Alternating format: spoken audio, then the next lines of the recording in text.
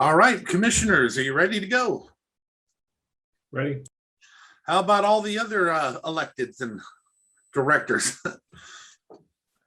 Okay, then let's go ahead and we're going to call this meeting to order. This is the meeting of our Mason County elected officials and director meeting for November 1st, 2021.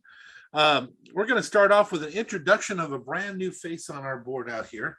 Hate to say on our board, eventually we're going to meet face to face again regularly, folks, but we have a brand new member that we'd like to welcome aboard, and I'm going to go ahead and start off by letting Frank do the introductions. Frank, please.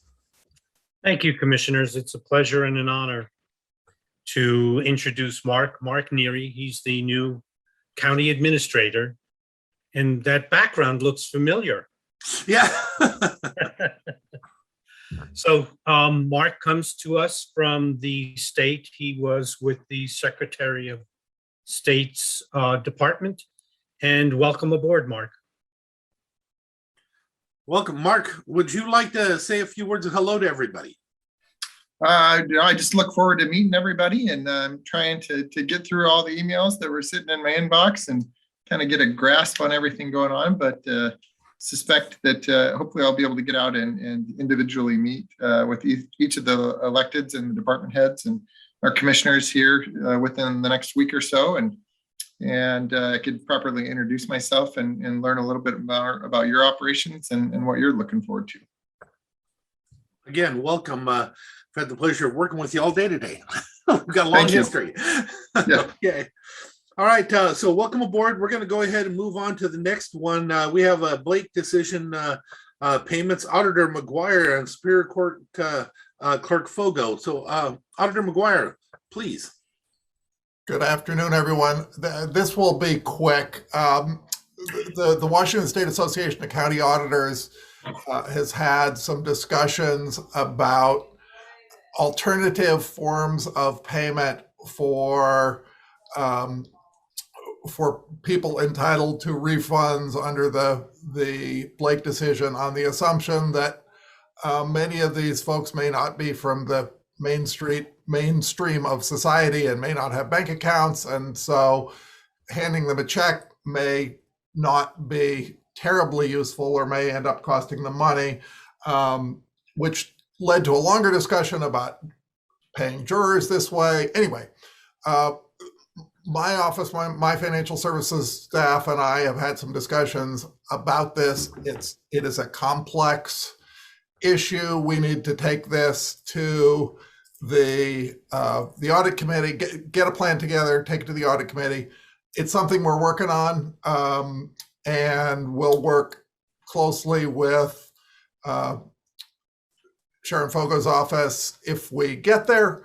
We're not quite there yet. I had hoped to be farther along the road than we are, but that's what I know. It's something that I think is worth investigating, and we're working on it.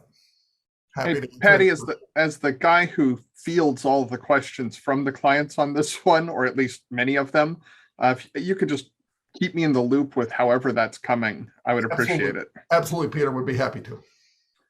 Sharon, you're listed down here also. Would you like to add a little something, or? I just am hoping that Patti and I can figure a way to get the money to the people as fast as we possibly can. Like Patti said, that a lot of our clientele doesn't have a banking institution to go use to go cash a check. So the simpler, the better, as far as I'm concerned, to get it to people. So Thank you. My input. Anybody else have a comment or anything you'd like to throw on to this line on our agenda? If so, please unmute yourself. Say hi. Hearing none, I'm going to go ahead and move forward. Jennifer Barley, 2022 budget status. Yeah, thank you, commissioners. So the budget status, today at 2:30, we'll be having a budget workshop, and this is to show where we're at. This is our fourth draft so far on the general fund budget. All departments have finished their initial budget workshops. Besides public works, theirs will be finished up today, and we are hoping to have an initial budget to adopt out to the public November 22nd and hoping to adopt on December 6th. So that's all that I have to report on the budget status right now. Are there any questions? If you have a question, please unmute yourself and ask away. Let's see what we have. I am seeing none, and I see nothing on the chat bar either. So I guess we'll just say thank you very much, Jennifer. Okay, thank you. You're awesome. Tune in for our budget workshop at 2:30. Yeah, that's where all the action happens. Yeah. Okay, so the next thing is the Munis expansion update. So we're working on the chart of accounts. Paige Hansen has been working on that behind the scenes very diligently. She's taking the lead on this project. We had a really productive meeting with Munis last week on how to do this. And so the initial fund structure that we had proposed to the commission may change just very slightly. So we're going to try not to deviate from that, but after our meeting last week, we may need to do that just again, very slightly, and we'll definitely be having discussions with the commission and departments before that happens. So, and the reason for that is the segments in our fund structure, they're not tied to one another. And so, for example, if we have a 3-digit segment like the fund, then there are 999 options for that fund, you know, for the fund numbering, if we're sticking to numerical, which of course we would not want to include alpha in there. So, so that's just an example of why we may have to change our initial fund structure. So we'll keep you updated on that.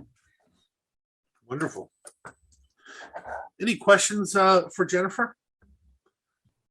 Please speak right up. Hearing none, then again, Jennifer, thank you very much. Anything else you want to add in closing on this? We hope to have this done by April 1st of 2022. That's our planned go live date.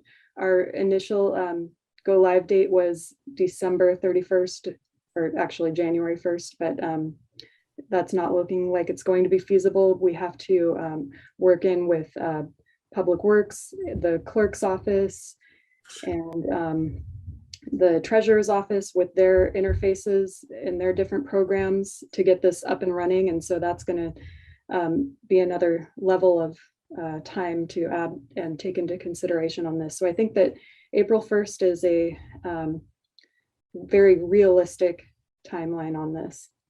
So that's all. Thank you. Wonderful, thank you. One last chance. Any questions for Jennifer? Seeing none, we're going to go ahead and move forward. Next is a reminder of the Washington State Long-Term Care Trust Act payroll tax. I don't see anybody on here. Frank, is this something you want to take, or Diane?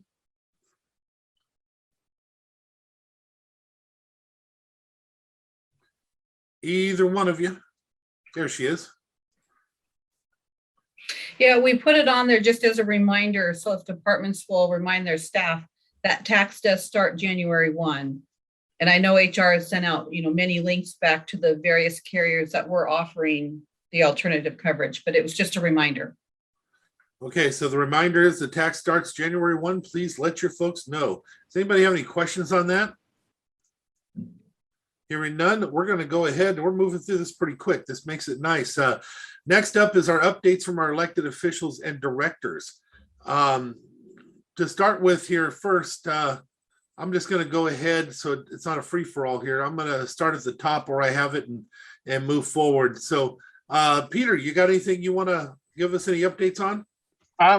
No, we just did get the second round of Blake applications. I'll be sending that to the board here pretty quick. OPD funds us separately, and so there's a little bit more money available for us to snag for 2021 and 2022 budgets.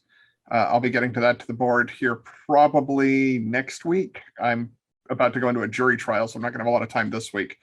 And beyond that, we're just trying to fill our positions and keep things moving. Wonderful. Patti McGuire, anything you want to add today? No? Okay, thank you. Commissioner Trask, you got an extra smile you can throw our way today? I don't know. Those are getting harder and harder to find. Well, Not really. I do like Peter's Hobbit hole, though. Yeah, I do too. The only thing he needs is his hat. It's just not the same without the hat. I don't know if you've ever seen him. Oh, here we go. No, he has a hat that he wore for years when I first met him here, and I miss it. Here it comes. I don't have the ability to do any of that stuff you guys have on yours because my computer's so old. While he's getting his hat, we're going to go ahead and give Mark an opportunity. You have anything you want to add that you're looking forward to, or any connection you're hoping to make? Oh boy, lots to learn. I've just heard things on the Long-Term Care Trust Act in the sense that there's a lot of questions going on around it. So there's lots of pressure that the legislature may get to maybe postpone the start of it, but I'm not sure that anything is done yet. So kind of keeping our fingers crossed. There's not a lot of options out there for individuals that want to go find an alternative, just because a lot of the companies that provided that actually quit providing it here in Washington State because so many people were trying to come after it and get an alternative form of long-term care. So with that, kind of waiting here with my fingers crossed that they maybe kind of postpone the start of it from January 1 to a later date, but we'll see. Keep us up to date on that if anything changes. And Peter, welcome your hat. hard to wear the headphones with it, but ask and you shall receive, Commissioner. And it's appreciated. Commissioner Schutte. Nothing to add at this time other than welcome, Mark. Great to have you on board and look forward to working with you. And I'm going to separate some of the offices because even though there is an elected official for the office, I still see I would consider her a department head. But Patsy, would you like to say you have anything you'd like to add? Got to find my unmute button. Judge Steele is on, and I know Yes. he has a few things he wanted to say, but I just have a couple things I wanted to let the board know. On the language assistance reimbursement program, it looks like we're going to be accepted again into the program for reimbursement of interpreter fees. I am waiting on the contract to be processed and submitted. As soon as I get it, I can send it to the board.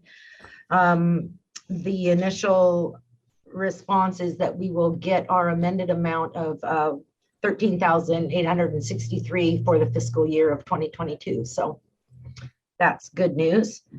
Also, I want to give a thanks to the IT department, specifically Ben.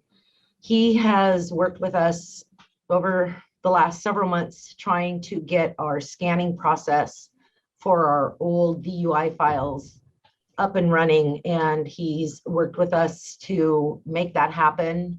It's not perfect in any way, but it at least gives us an option to scan our files, and he's worked diligently to make sure that it's the way we can be acceptable.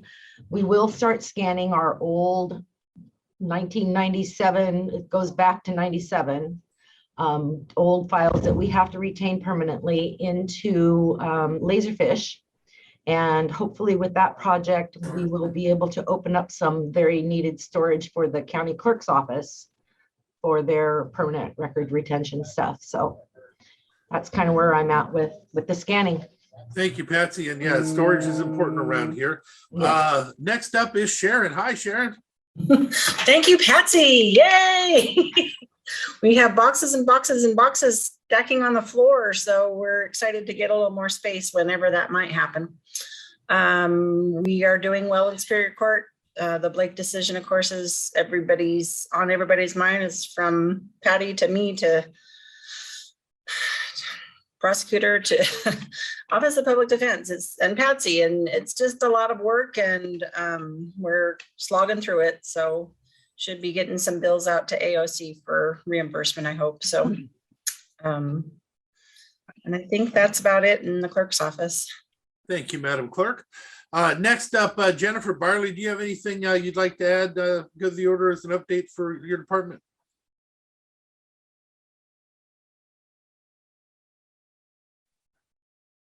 Nothing that I haven't added in the prior statements about the budget and Munis expansion at this time. All right, thank you. Judge Steele.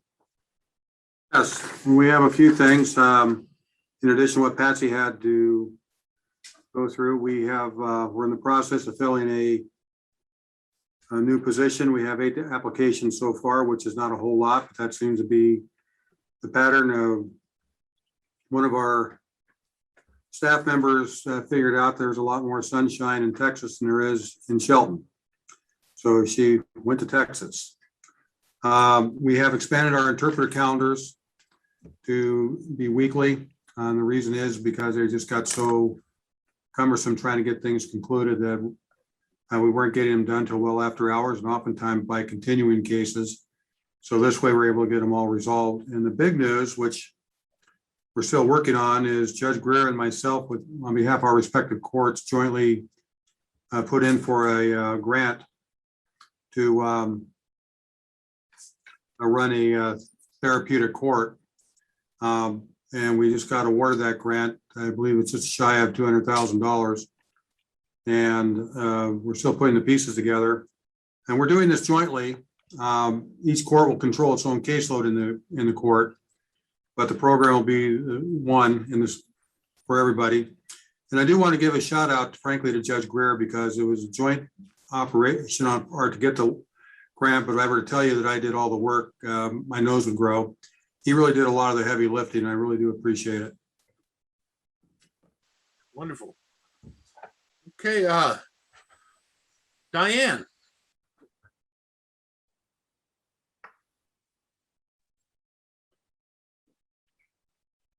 You have anything you'd like to throw out our way and add it into the conversation today? No, I think I'm good. Okay. Dan. WSU, please. Good afternoon. Just a few pieces for you. We have 2 Master Gardener trainings coming up for the community. It's called Through the Garden Gate, a very successful program for our community. One is November 6th, Gourds Pumpkins from Garden to Decor, and November 13th, all about mason bees. So we're doing hybrid model, both face-to-face and through Zoom as well, which is a wonderful addition to our volunteer base coming up. 4-H is hosting a book drive coming through. I'll be getting you all an email relatively soon. We've been partnering with South Sound Reading Foundation. Mason County residents can go to our website and request books, and books for kids, adults, whatever. And those books will be delivered to our office here for free, and they get to keep those books. So we've been running that program for a few weeks now. The foundation is short kids books. So 4-H will be hosting a kid book drive.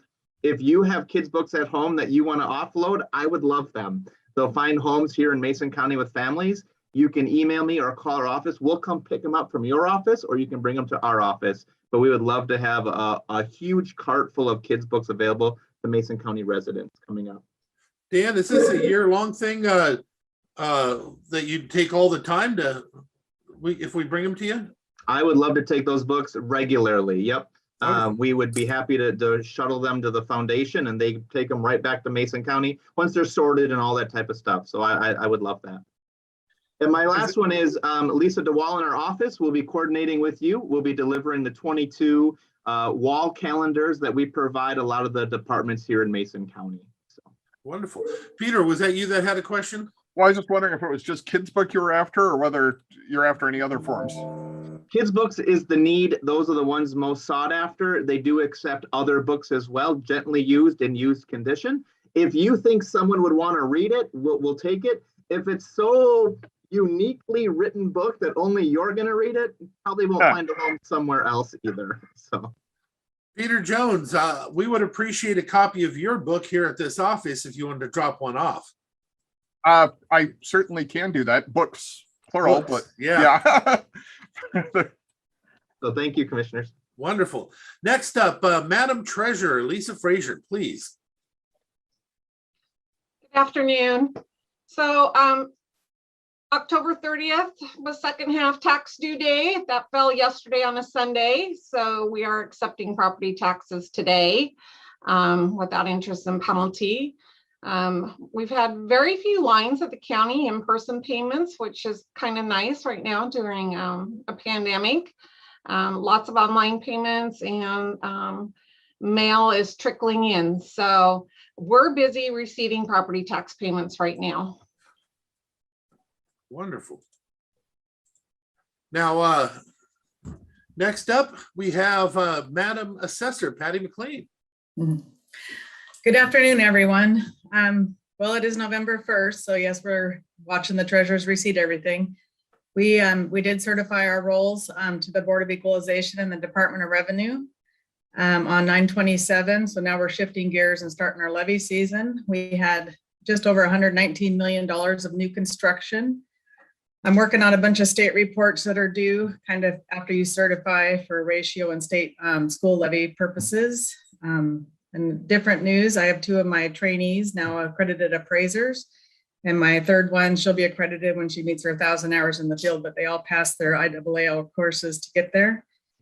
And I think that's about it here. Thank you. Thank you, Madam Assessor. Next up in the room, I see, even though it says Travis Adams on my bar here, I think I see the sheriff. I see Chief Sperling, and I see the great bookkeeper down there, or finance manager in there as well. Who would like to speak, Sheriff? Well, yes, and Under Sheriff Adams is conveniently put himself out of the picture, but he's here as well. Okay. Got any questions? So first of all, I wanted to welcome Mark. You look very familiar to me as a person that might have used to work in central services at Thurston County when I worked there. So I believe we've met a long time ago. So welcome to Mason County. I'm glad to have you here. Chief Sperling and I were just talking. Maybe I'll have him get just a real quick brief, but our calls for service have increased dramatically. It's just to point that out. Chief, would you give us just a brief update on that? You bet. We've been running a little bit short just because of the way it works out. We got 3 in training, 2 on modified duty. We had 1 retire, 1 go to another agency, and 1 on active duty in the military. So we're short a little bit, but our call volume has been consistently over 100 every day of calls for service. Some days up to 160 per day. And when you're covering 1,000 square miles with 5 people, they've been running, but they're doing a great job. We're getting a lot of good compliments from people in the community, and the community is still supporting law enforcement greatly.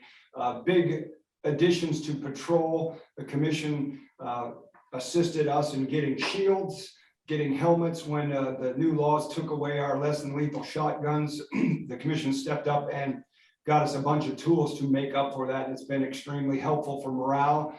When the legislature takes things away and restricts your ability to do your job, then locally we get a bunch of extra tools. So that's been really helpful for us and our morale as well. Wonderful. Did you have anything, Cheryl, that you wanted to add? Or? I don't know. Travis? I'm here to listen. Hey, well, thank you again. I'm hopefully that there's somebody powerful enough in the county that can bring back yesterday's weather. Get rid of this rain. Somebody can figure that out. But again, hey, Mark, welcome to Mason County. And when you get things settled in and get a chance, come over and visit. Okay, thank you, Sheriff, Chief, Cheryl, and Under Sheriff. Okay, next up, what do I have here? I have Wes Stockwell. Hi, Wes. Hello from the coroner's office. Hi, Mr. Coroner. I have nothing to report, and I think that should be good, shouldn't it? Yeah. Wes, you've always been the most understated of all of our elected officials we've ever had, and you've asked for the least. You're very much appreciated, though. All right. Thank you very much. Thank you. The incredible Leo Kim.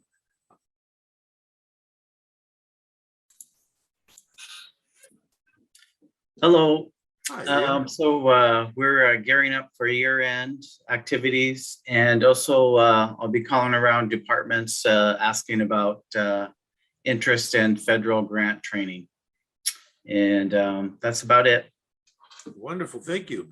Mackenzie Smith is on here, so I'm going to call on you. Mackenzie, do you have anything you want to add? Nope, nothing here. Okay, I actually hear it before I hear it on the thing here outside my office. Jim Madsen, welcome aboard. What you got, Jim? Hi, everybody. So the judges are all on the bench, and so you're stuck with me today.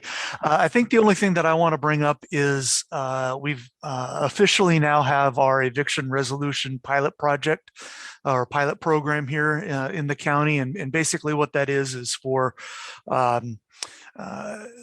tenants and landlords that rather than filing directly with the court and creating a court process, it puts that process into kind of a mediation type process with some of our different stakeholders that we have. And so we've got the Dispute Resolution Center down in Thurston County that is going to be working through those issues with the landlords and tenants. And then there's right to counsel. So the tenants can actually have an attorney in this process. And so Northwest Justice Project and the Thurston County Volunteer Legal Services is involved in that. And so we anticipate with the moratorium being lifted that there's going to be a lot of these cases, but what we're hoping is that this process will handle it without having to go to court. And so I just want to inform people that that's what we've got going on here, and that on the Superior Court webpage, you'll see a link there that can give you more information in case you get questions about it, because I'm sure public health is probably getting lots of questions about help with assistance for rent and that kind of stuff. So that's all I've got. Wonderful, thank you very much. Loretta Swanson. Good Hi, Loretta. afternoon. Howdy, and welcome, Mark. Just a quickie report that we're transitioning from construction and some of the more traditional maintenance activities on our road operations side. And I had an opportunity to tour out at the Eels Hill Transfer Station last week, and big kudos to the crew there who are doing just a fantastic job in keeping the facility nice and neat and clean, and that is no small feat out at the transfer station. So I just thank you to them. And I know some of you also are aware that our utility operators have been doing a great job in continuing their education and their training, and we now have an all-time high in terms of operator certifications, and that is a tremendous accomplishment, both for the operators and a huge asset here to the county as well. So thank you to them. We recently filled 2 positions. We had a mechanic retire and one of our GIS positions. So happy to report that some of our vacancies have been filled, but we still have some key positions to continue to work on filling. I know that's no different from many of the other folks around the table here. I very much appreciate the offers of assist and ways to help, particularly on our finance side of the house. Very much appreciate the team effort and approach, and we will absolutely take you up on that. So thank you very much on that. And I think that is about it for me, other than welcome, Mark. Thank you, Loretta. Next up, David Wyndham. Good afternoon, Commissioners. So I'm going to start off, and then I'm going to have Kel jump in for the community development side of the house. So on the public health side of the house, we've added some employees specifically around COVID. So we have Team COVID up and running. We added new positions into one of the office rooms downstairs, converted that. And in addition to Team COVID, we now have Dr. Carrie Gardner on board as our health officer. She's very involved. She spent a week here with the staff, learning us and getting to know everyone and getting to know the community better. She does have a home here in Mason County, so we'll be seeing her often. She's very involved. Team COVID is hit the ground running, and we've done really well with those folks. And then our crew that has been doing COVID so patiently and deliberately for the last 20 months is getting a chance to go back and do their regular work, for communicable disease and housing and children's special health care needs and all those programs that are valuable public health programs, which kind of got set aside with COVID. So lots of activity on the public health side. And with that, I'll turn it over to Kel. Hi, Kel. Hey there. Hi. Hi. So, well, I, as of Friday, it's been an entire year that DCD has not had a single person leave the department. So I take that as a huge success. We're kind of riddled with some turnover over the last few years. And so we finally have had a full year without anyone leaving. So, and we've actually had a couple people return to us. So that's really neat. We also have one of our inspectors back from a 4-month maternity leave. So we're really happy to have her back here and try to get the building side, the plans examiners back to our 8-week goal of permit turnaround time. So we kind of slid that goal and it went to about 12 weeks. And so we're needing to rein that back in. And we think we could do that now that Nicole's back. And we're keeping some guys in the office to do plan reveal while still being able to meet all of our inspections. The only thing I wanted to bring up today is, and as many of you know, Marissa Watson is leading our capital facilities plan update. And so I just want to thank everyone for taking this seriously, looking at it, assigning staff on your end to get those sheets updated, some of the language updated, and know that this is really, we're kind of doing a Band-Aid fix or really just kind of a Band-Aid update to our capital facilities plan for this year, just to kind of get that, make sure all of our projects are listed in the capital facilities plan. And then once that's complete, Marissa's going to start over again on revamping the whole format and just try to have a better capital facilities plan, not only for internal staff, but also for the community, and have a document that is readable, understandable, and actually matches with the county budget. So I appreciate all of Loretta's help and assistance, and Jen Byerly, who is going to help us make sure we're staying on track with the county budget, and those two documents match up. So that's pretty exciting. Wonderful. Is there anybody that I've missed? If so, please unmute yourself, say hi. Hearing none, is there anybody that has questions for any of our other elected or department heads that they'd like to talk to or ask about? If so, please speak up. Hi, it's Sharon. Hi, Sharon. I was just, not that I'm trying to kick district court out of the building or anything, but I'm just wondering what the update is on building 10, if there is any update. Is it just going to stay as courtrooms for a good portion of time, or just wondering about the status of building 10? We do not have Kelly on board here, and Frank is not on there either. So we will get that information. Diane, do you have an update on it? Yeah, before Frank left, when I asked him, he said it would stay in use as it is right now through COVID, because when we have jury trials, you need to allow the room. So until I think we're through having to deal with that, it's going to stay as it is. Yeah, this is Jim, and that's correct. I think at this point, the need to have, 50, 60, 70 jurors come in and have a space to be properly spaced and feel safe is kind of what's driving that right now. Once we get to a point in COVID where that spacing goes down and we can start bringing those superior court trials back up into the building up here, that's really the point. I think then we'd be saying let's have facilities look at the building 10 and see what can be done. Now, Alex and Lydia are on here, and I did not see them on earlier. Do either one of you have anything you wanted to make sure that we added? If so, please unmute yourself, say hi.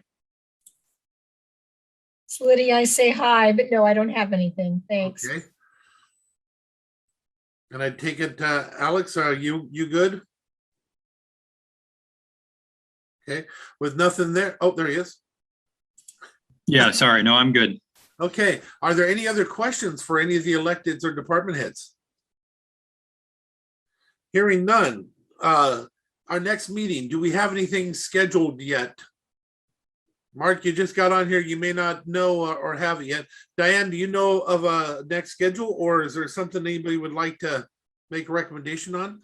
Diane, do you have any recommendation for next scheduled meeting? Typically, we do these quarterly, so that would mean January. I don't know if we will do it in January, might wait till February, see what's going on, but typically these meetings are quarterly. And if there's a need and anytime sooner, any one of you can just let us know and we will make it happen. Yeah. Okay, with that being said, is there anything for the good of the order?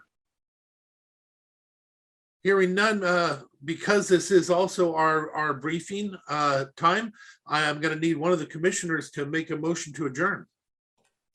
So moved. Second. If we have no objection, we are adjourned. See everybody on the other side. Time to go to a budget meeting. Bye, everybody.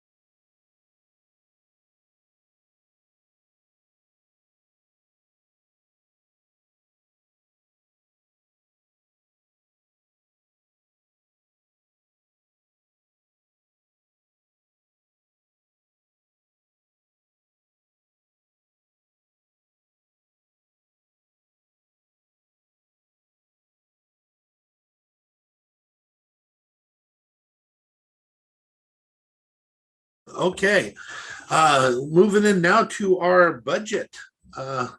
We got a few more coming on. We'll wait a minute. We're a little bit past time.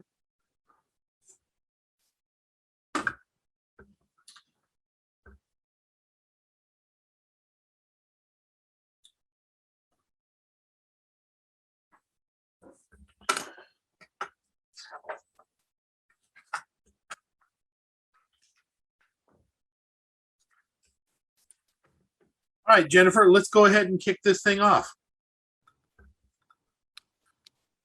Okay, thank you, commissioners. I'm going to go ahead and share my screen so everyone can look at what I'm looking at.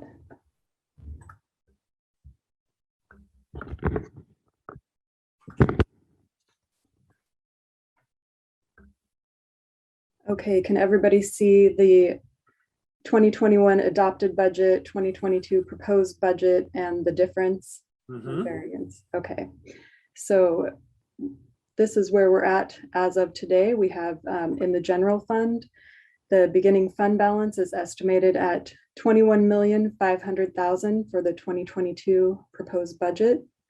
We have total revenue of $40,394,906.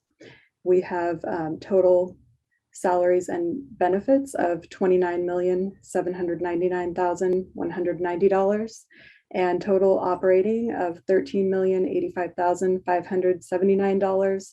And the total ending fund balance at this point is $19,010,137 for a total budget amount of $61,894,906 for expenditures, same as revenues.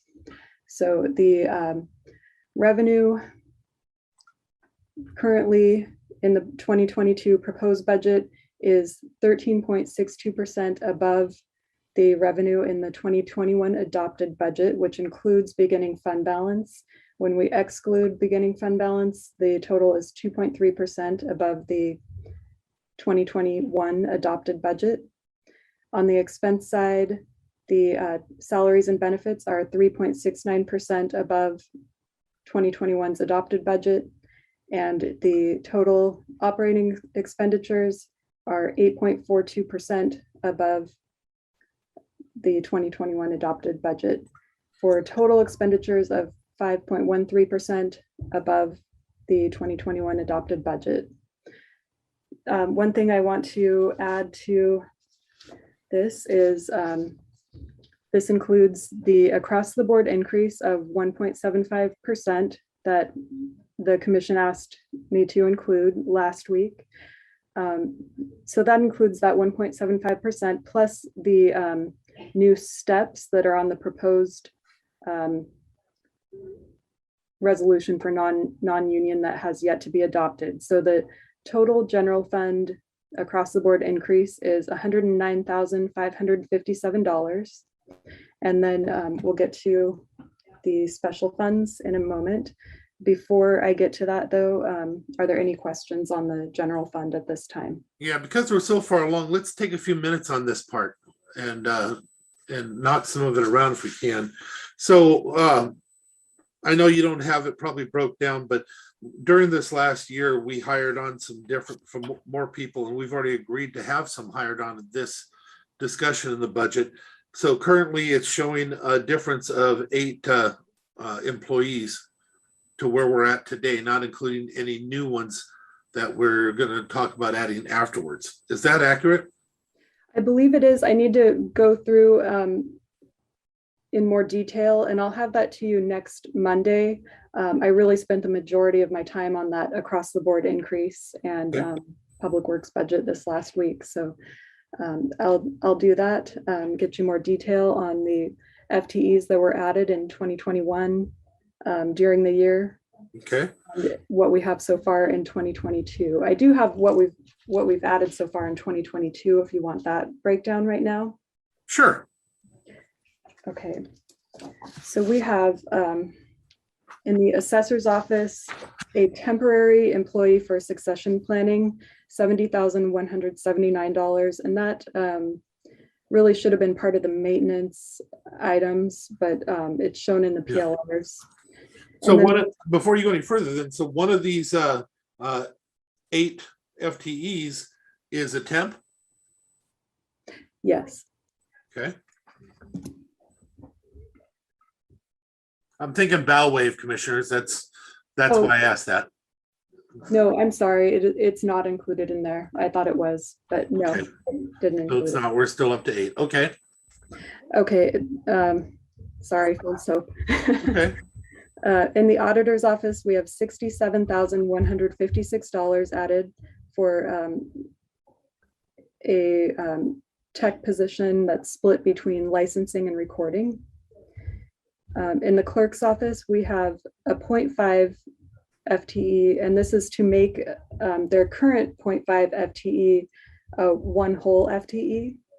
And the dollar amount that I have right now is $14,231, but I think that that amount is a little bit low and that it's probably going to be closer to $20,000. So I'll check that number and get back to you on that. And that doesn't include any change that the clerk has requested lately, that email that we had? This is just where we left off on our last conversation, right?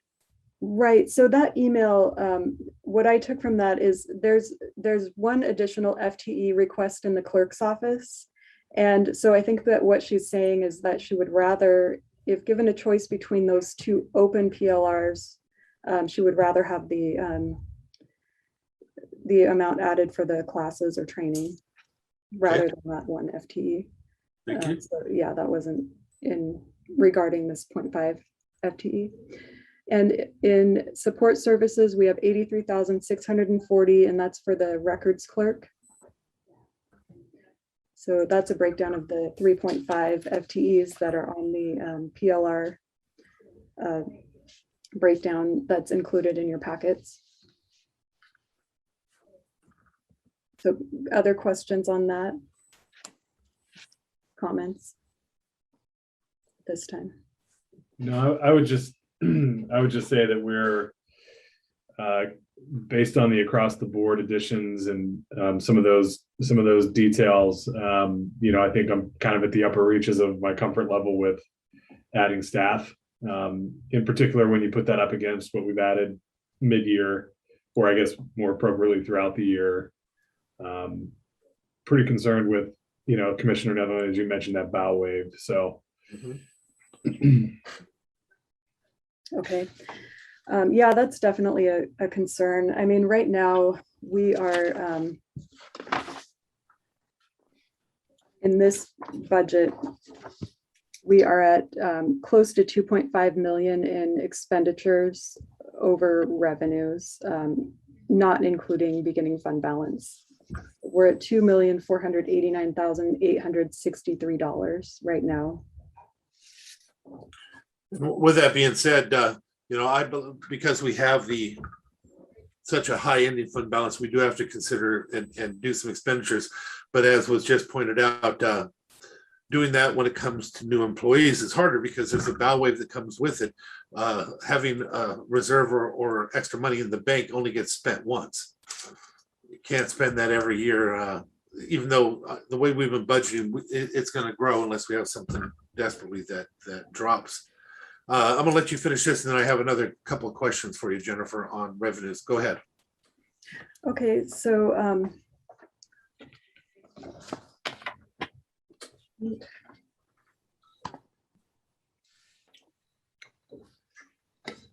do we want to go through all of the open PLRs at all? Yes, but first, did you have any more on the employees that on the 8 that or anything that we've done so far? Well, so far, I mean, we've added from the PLRs that were originally presented, we've added or approved tentatively $1,085,499 out of $3,828,146. And at this time, $235,206 are those 3.5 FTEs that we just spoke about. And so the remainder, $850,293 is for other operating items. Okay. And that makes up the $1,085,499 number. Okay. Other asks that have not been brought forward. So DEM has an SHSP grant that has been extended into 2022 due to supply shortages, and it's $8,200. So that's in 2021. And we would like to ask that be moved into 2022 as well in the revenue and expenditures. I don't see any issue with that. Commissioners, do you have an issue with that? No. No. Okay. Thank you. And then Diane and I went through the parks budget in more detail, and it looks like there's a couple of items that we're concerned about for 2022 that may need to be increased. We wanted to run it by the board. The Santa Can rental, the budget is at $2,500, and we're asking to increase it to $3,500 because they've already expended $2,500, I believe, this year. Where do they have this? You probably don't know, but where do they have all the Santa Cans at? Up at the North Mason field, those are supplied by the teams, aren't they? Yeah, that I don't know. I can research. We have Santa Cans at Latimer's Landing, and we had to add one to Rensland Park. Okay, I see. Yeah, Sand Hill has flush toilets. Yes, and the ones up on the upper fields are supplied by the teams. So if we're already at that, commissioners, I think we should cover it as maintenance. What do you think?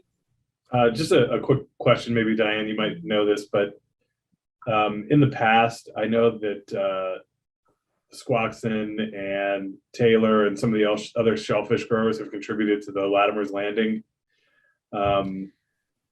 Santa Can because of the heavy use for commercial shellfish and fishing and that kind of thing. Is that still a practice? Do we still have them? Are they still contributing and this is our portion of it? Or They do contribute to the one at Latimer's Landing.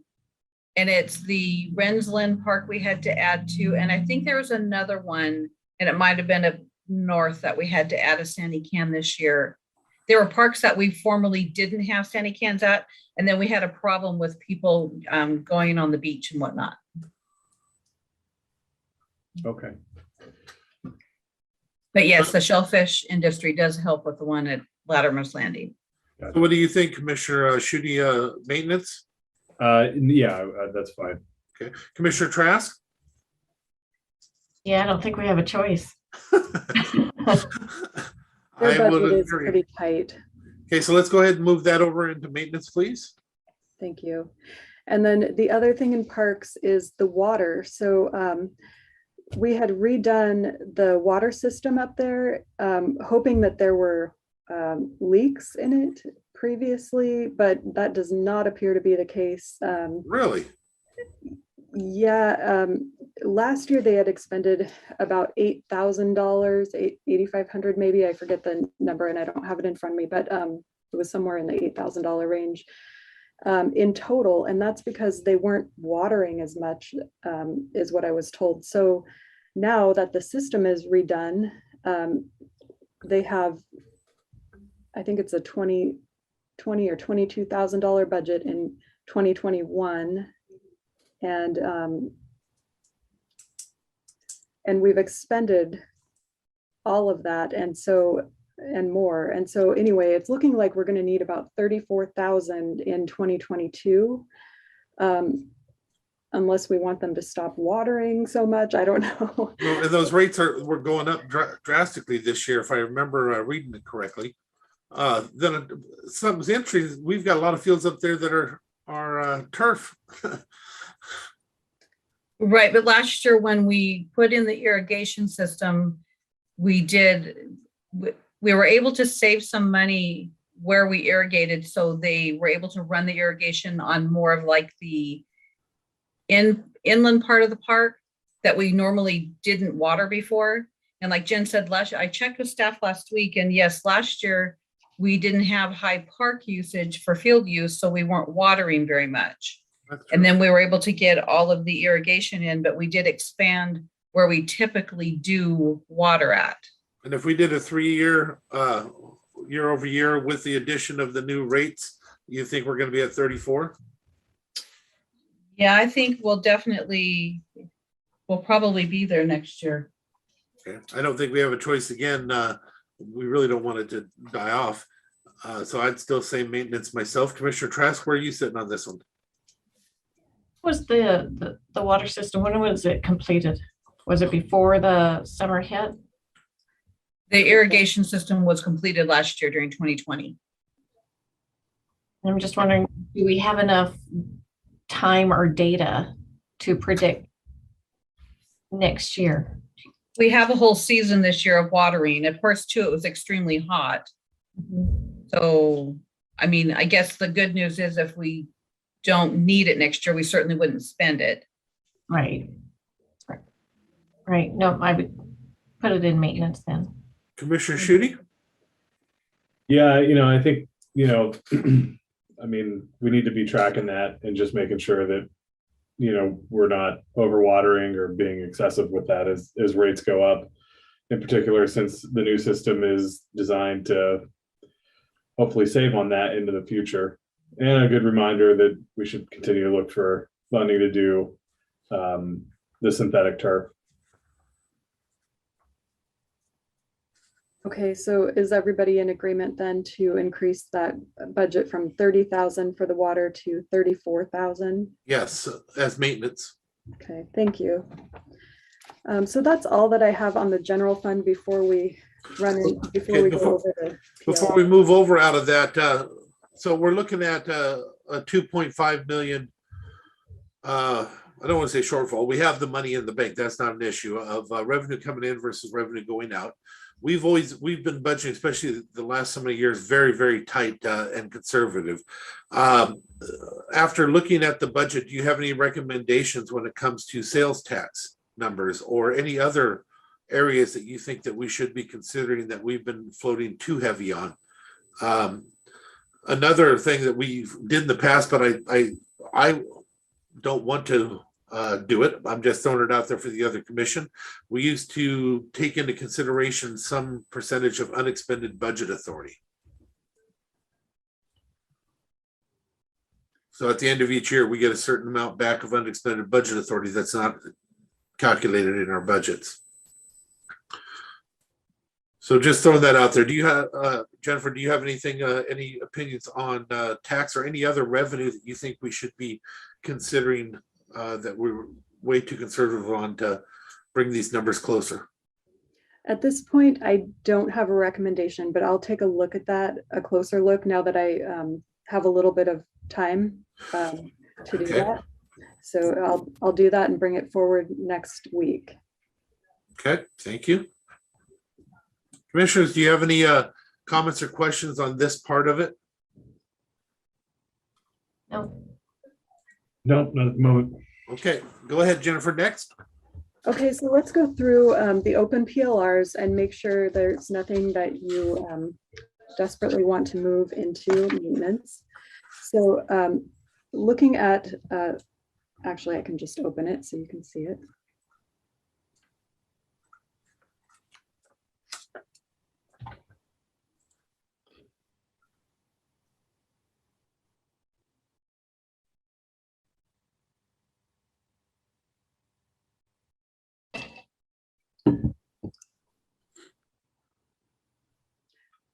Okay, are you able to see that now, commissioners? Yes. Okay, thank you. So the outstanding PLR column G, we have 24,139 in professional services from the auditor for contracting out their website design. Now, we were holding off on that one is because we were looking at doing it comprehensively. I don't think we've had time to bring it to the IT and stuff yet, have we, Commissioner Schutte? I don't believe so.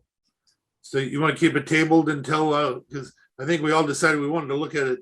Yeah, that's, I think we have that scheduled for later this month, but yeah.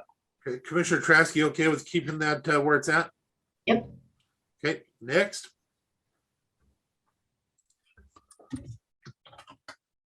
Okay, so the next one is 76,692 for one FTE. This is currently a temporary position that was asked to be a permanent position in the 2022 budget. Well, I guess it is the same position, but the person that is currently in this position would still have to apply for it. So in essence, it is a different position. Plus the one that's currently in the budget is funded under FEMA. And so this is a training and exercise staff position. So it is a little bit different is my understanding. And that money is gone? So the deal with this money is this money, the grant funding to offset this expenditure is already in DEM's budget, already offsetting current salaries and benefits. So it's not really, new funding. So this position, the 76,692 would be fully expended out of current expense without seeing any new offsetting revenue.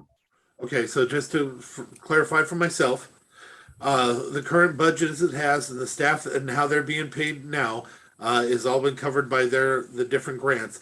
This 76,000 would not be from any of that grant money. It'd be new money directly out of the general fund into DEM. That is correct, because this the approximate 50,000 in grant revenue is for salaries that are currently there already. So yes. That's the part that's confused me. It's for salaries that are currently there that are currently being paid for though out of the emergency management grants. Yes. But yet if we carry it on to the next year, it won't be covered by that emergency management grant and will be required for us to take it out of the general fund. Is that what I'm hearing? No, so like the director, or I'm sorry, the manager position, part of that 50,000 would cover the manager's salary. So I believe what had happened is that money was shown to be offsetting revenue on this position, even though that would have taken that money away from that manager position. It currently offset the manager position and was shown to be offsetting this ask. So Jennifer, do you want me to? Yeah, it's now. Hit it. Yeah, it's pretty confusing. So we do receive this grant, and it's an EMPG grant we received, and we typically use it for supplies, training, and our alert sense. And what Ross had proposed in his submittal was redirecting that grant money towards this training coordinator position that was cut back in 2017. So we can still accept the grant. We just have to rewrite a plan to use it like we typically do. But the question is, does the board want to fund a position out of general fund? And as we know, with our reorganization and with Ross leaving, we needed to address his position in that department anyways. And now with Mark here, I'm suggesting that you hold off on any decision, and then we can figure out what you want to do with that department, because you have 1.33 FTE funded in that department. The one position being what Tammy Wright's position, and then a third for a manager position. And right now, Will, that's up there, he's up until October, he was funded with COVID funding. And now this last 3 months, he's doing some COOP planning and whatnot using another grant. Okay, so again, to clarify, because that's where I'm getting confused with this. This is new money directed into DEM out of the general fund. Yes. Not offset by any revenues coming in. Correct. Okay. Commissioners? I think for me, I'd rather wait until we figure out what we're going to do with DEM. It's hard to say we need to do something if we have no idea what we're doing yet. Yep. Commissioner Schutte? Hard to argue with that. I think I'll defer to Diane on this, and we'll revisit. Yeah, and I think I'm the same.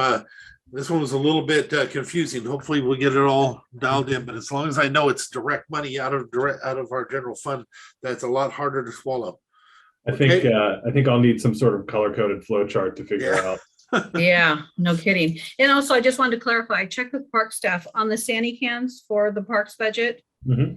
That does pay, it's at Menard's Landing that we had to add this year because of the beach problem. And then it does include the Sandy cans up at Sand Hill because the county does pay for those. The local sports groups do not pay for those, the county does. Now, when we did the plan, I helped them put together the plan for the COVID. It was for sure included in their thing. They're supposed to supply those. Which group is that? That was soccer and Little League, and I believe the Pee-wees were all signed on to that and agreed to pay for them because of COVID. We didn't have the ability. So if that got dropped this year, we need to contact them, and they're the ones actually supposed to be contracting it. It wasn't supposed to be the county contracted it. Last year they contracted, they picked them up when they were done. So I'm not sure how that happened. We'll have to look into that a little further. I'll meet with you on it afterwards. Yes, let's do that. Okay, thanks. Okay, next. Okay, so next we have in the clerk's office, the one FTE $62,028. And this is the one that Sharon Fogo, the clerk, had said that she would rather have this $1,660 increase approved than this position.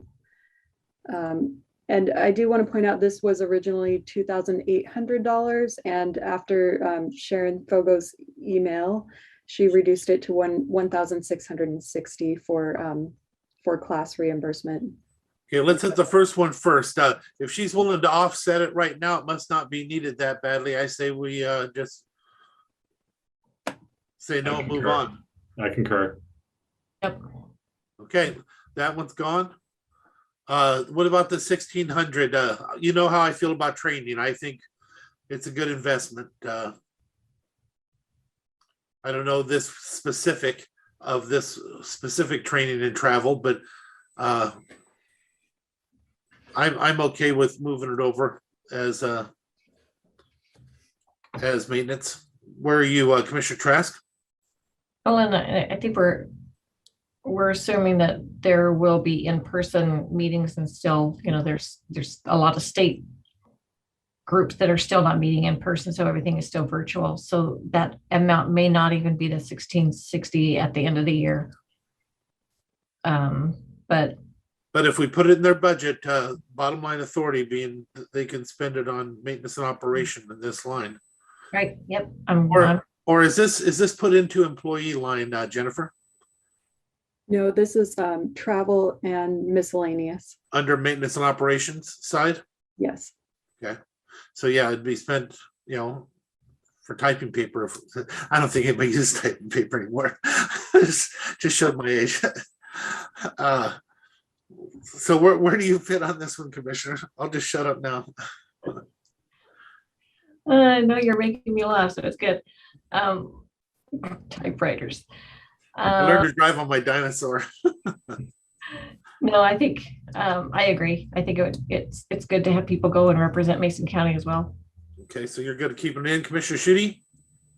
Yeah, I appreciate that the Clerk Fogo went back and tightened it up, so I can live with that. Okay, maintenance and operation, please.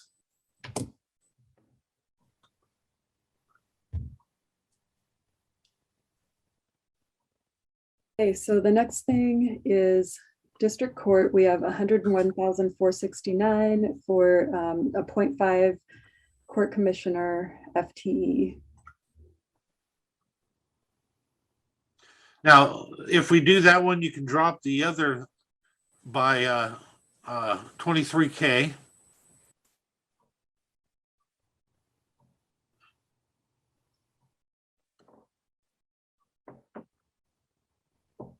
Yeah, so we could drop this one.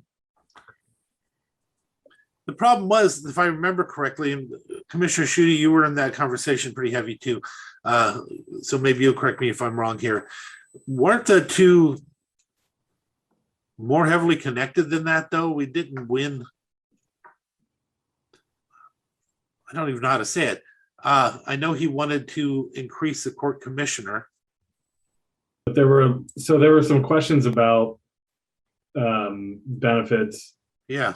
Going versus, with a commissioner versus pro tem. So it seemed as if we would get a better value from pro tem since we didn't have that. We could have put those benefit costs into time on the bench.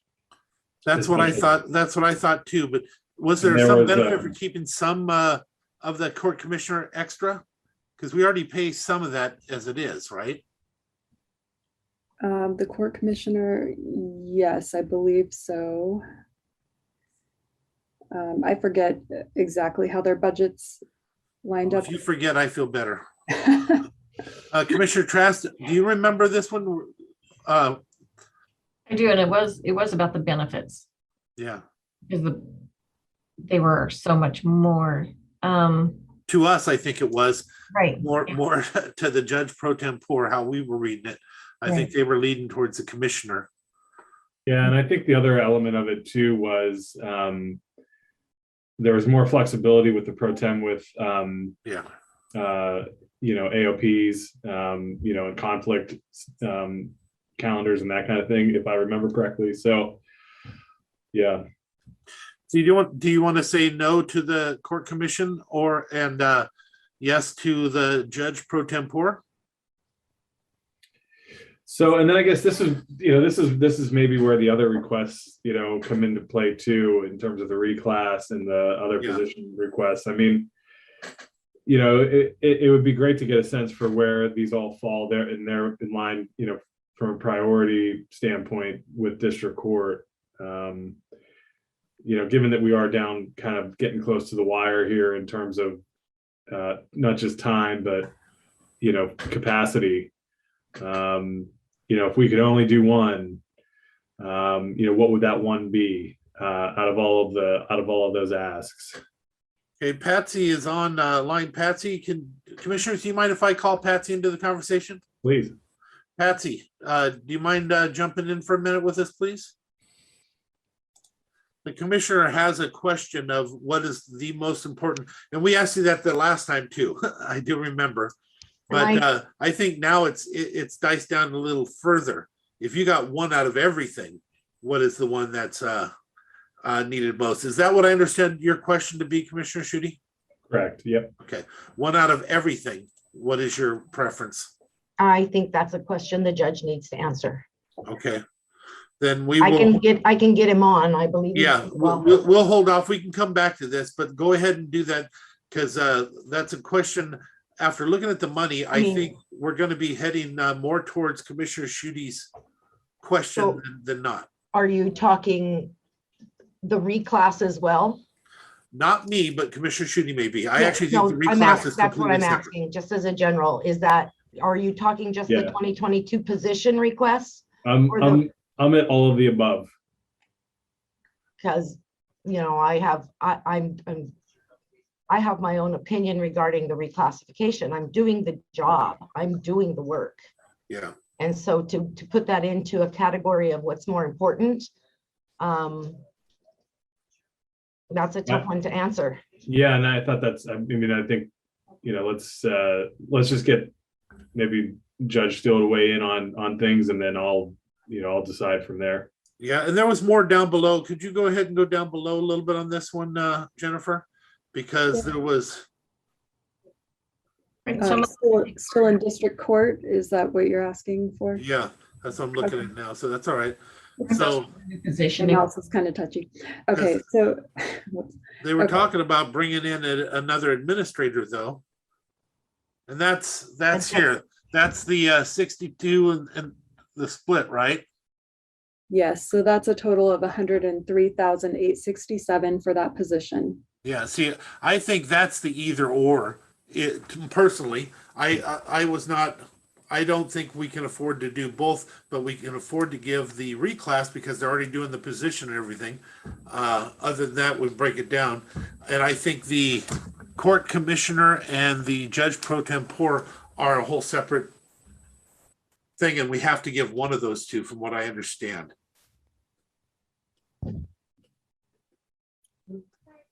So we'll wait for the judge, but personally, I'm leaning towards yes on the reclass, no on the new position, and yes for judge pro tempore because we have a big backlog of stuff we got to take care of. That's just where I'm at, letting you know as we move forward. But Patsy, could you have the judge come back to us? Yeah, Go ahead. he's trying to log in right now. Oh, okay. Commissioners, do you have any other comments on that yourself? Just, I think, I guess I'd want to see Commissioner Netherland, I'd want to see your recommendation costed out. Okay. I'm not saying that I'm a no to that. I want to see, this is another one almost similar to the, sort of puzzle pieces that we were dealing with in DEM. I kind of just need to see, what each option costs. I definitely understand. And just to clarify what I'm saying, I'll try to speak a little better for myself. I know how I get Randy speak out there. It doesn't work sometimes. I understand. In my recollection, there are two things we have to deal with no matter what. One is a court commissioner versus a judge pro tempore, because we have a backlog and we definitely need to do something. One of the things with the judge pro tempore increase is that is something we can look at changing again next year because that's not an actual body or person. The court commissioner increase is a contract and that becomes a little bit different. The other issue was they had a two-pronged thing. They were looking to do a reclass and bring on an administrator. I don't know that we can bring on an administrator right now, but the reclass, the job's already being done that way. HR has already recommended it. I almost don't see any other way but to bring that forward if we're expecting them to do the work. And in your opinion, the reclass to the court administrator alleviates the need for the deputy court administrator that's being requested. Am I tracking that the right way? Yeah, I just don't see how we could pay for both. There was a choice made to go for a reclass. The reclass has been looked at, and maybe if we had the extra 20 or 30,000 there, it'd be easier to make a yes decision on the other one. But without that money there, I don't see expending the money right now. That's how I'm looking at it. Yeah. You know, $15,000. It's either $15,000 plus, 80. How much is it put together? 100,000 put together, or $15,000. That's how I'm looking at it. Hi, Your Honor. There's a specific question that Commissioner Schutte had. Can you hear me okay? I can hear you. Okay, there's a specific question that Commissioner Schutte has. I'd like for him to be able to ask that of you. Commissioner Schutte, please. Yeah, thanks, Judge. Appreciate you jumping on short notice. Basically kind of tying back to the conversation from earlier this morning, we have a number of requests in from district court, including the reclass that was evaluated by HR. Trying to decide, basically, what your priorities are. It sounds like we might be able to deal with the reclass separately, but that would affect, at least in our opinion, not moving forward with the chief deputy administrator position. But where are you falling just in terms of the outstanding requests that you have about, commissioner versus pro tem versus the deputy administrator and all those things? Just want to kind of get a sense from you on that. Okay, well, first off, I was told that there'd be a possibility of choose between a new clerk position and either pro tem or commissioner. And for that, definitely we need the pro tem in here, because there are going to be times when we need to run courts that I'm not able to hear because of affidavits of prejudice or volume or what have you, or just too many multiple calendars. So that's really number one. The reclass of the administrator's position is extremely important, and I'd probably give that the number two. But it is also important, though, I do want to stress, have the deputy administrator, because as I said, right now, there is only one person that can be trained to do the administrator's job, and that is, in fact, the administrator. The fact that everybody else here is a union, and no disrespect to unions, but the contract clearly states they are not management. There are several things they're not going to be able to participate in. So it's not possible really to stay within that contract and teach people, anybody else, the ins and outs of the job.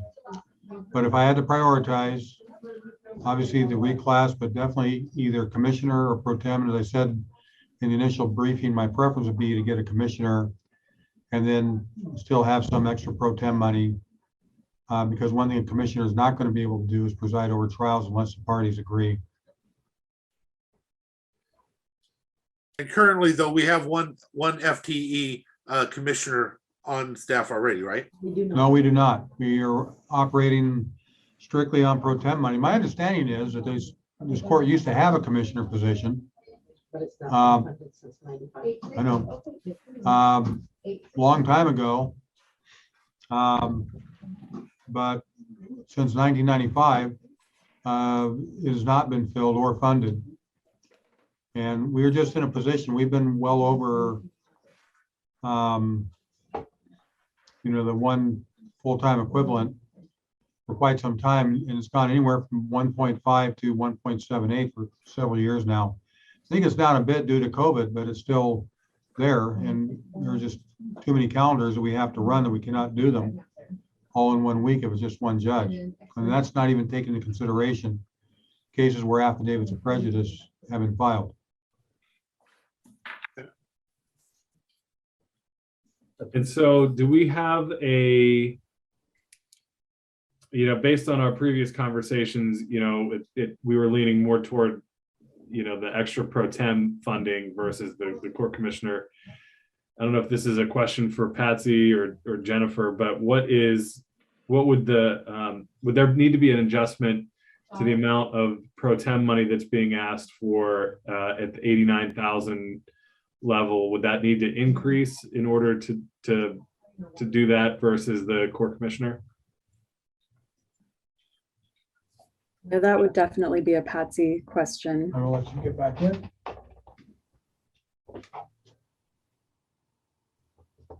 I'll see if I get in online. Okay. I believe that the 89,000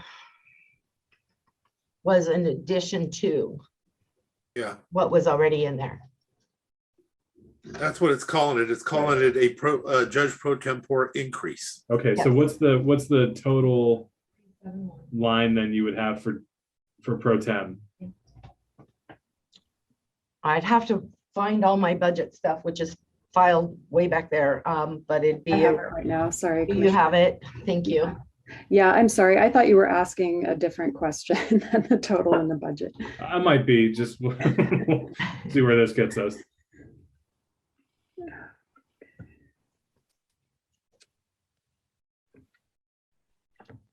So I'm looking at the verbiage just to make sure that I've got it right. Noticing now that the judge pro tempore is an increase, and the statement above is we can drop down the pro tempore line down 23K. Is that from the original budget or from this increase? Either from the original budget. So that would be the total request. So it comes out 6 1/2 dozen the It other. would be 20 instead of what I think it's at 35,000 now. It would go down to 23. So we would Not reduce it by 23, but down to 23. So 15,000. So it's still a little more expensive to go with the commissioner. So I guess given that, I would say we could, in my opinion, we could do the pro tem increase and the reclass and be kind of more or less break even with you going that route. 6 1/2 dozen the other, I guess, as you said. Commissioner Trask, do you have an opinion on this? Yeah, well, and then you're saving money on the cost of adding a new body as well, as far as supplies, a desk and things like that too. Mark, can you tell me, I know you like the lien process just like I do. Has that ever been done for a court? Well, I could not tell you that off the top of my head, Commissioner Trask. I'd have to look into that and see. Yeah. And I have a black belt, and I can tell you, yes, it can be done in any situation, even a court. It doesn't have to be anything that changes money or hands or anything. It could definitely be done in court if the court is willing and the judge is willing. So I think, in my opinion, it's adding a new body. I would rather have the lien process go through there to see if it's actually needed. If we're talking about succession or something like that, I can understand getting somebody in, but not for 3 months to a year. So I don't know, in my mind, I want to make sure that when we do hire people, it's actually needed, and that we're not hiring because our systems are all screwed up. No, that makes perfect sense, Commissioner. So let's recap where we're at. I simply believe that I can support the judge pro tempore increase. I can support the reclassification. With that, we would lose that new position that's split out between two. I'd say no to those. I would say no to the desks and chairs for new position because there is no new position. I'd say no to the laptop and printer for the new position because there is no new position. And I'd want to have a further discussion about office supply increase to what's really needed instead of, because it must not have been straight maintenance or we would not have held it off for further conversation. So again, judge pro tempore, reclass, and do away with the other two completely, and a reconversation on office supply. Commissioner Schutte, where are you sitting? I would concur. Commissioner Trask, where are you sitting? Yep, I would agree. Okay, so to re-verify, and again, correct me if I'm wrong, for Jennifer. Jennifer, we are accepting the judge pro tempore. We are accepting the reclass. We are saying no to the new position, even though it's split out between two. We are saying no to the laptop and printer. We are saying no to the desktop and chairs. And we'll have one more conversation on the other. Is that correct, commissioners? Did we agree to that? Yep. Okay. Yeah. Was that When- clear, when Jennifer? do Or was that muddy? There's mud. That was clear, except for the reclass is not in the current 2022 budget ask. Okay, we're gonna need to increase that to include that in there somewhere. And is the reclass for current, this as requested in the briefing materials? Yes, as of today, the briefing that we had today. Okay. So that's an increase. I don't have with me, but that was like 15,000 and something into the budget. Right, because it was retroactive to January.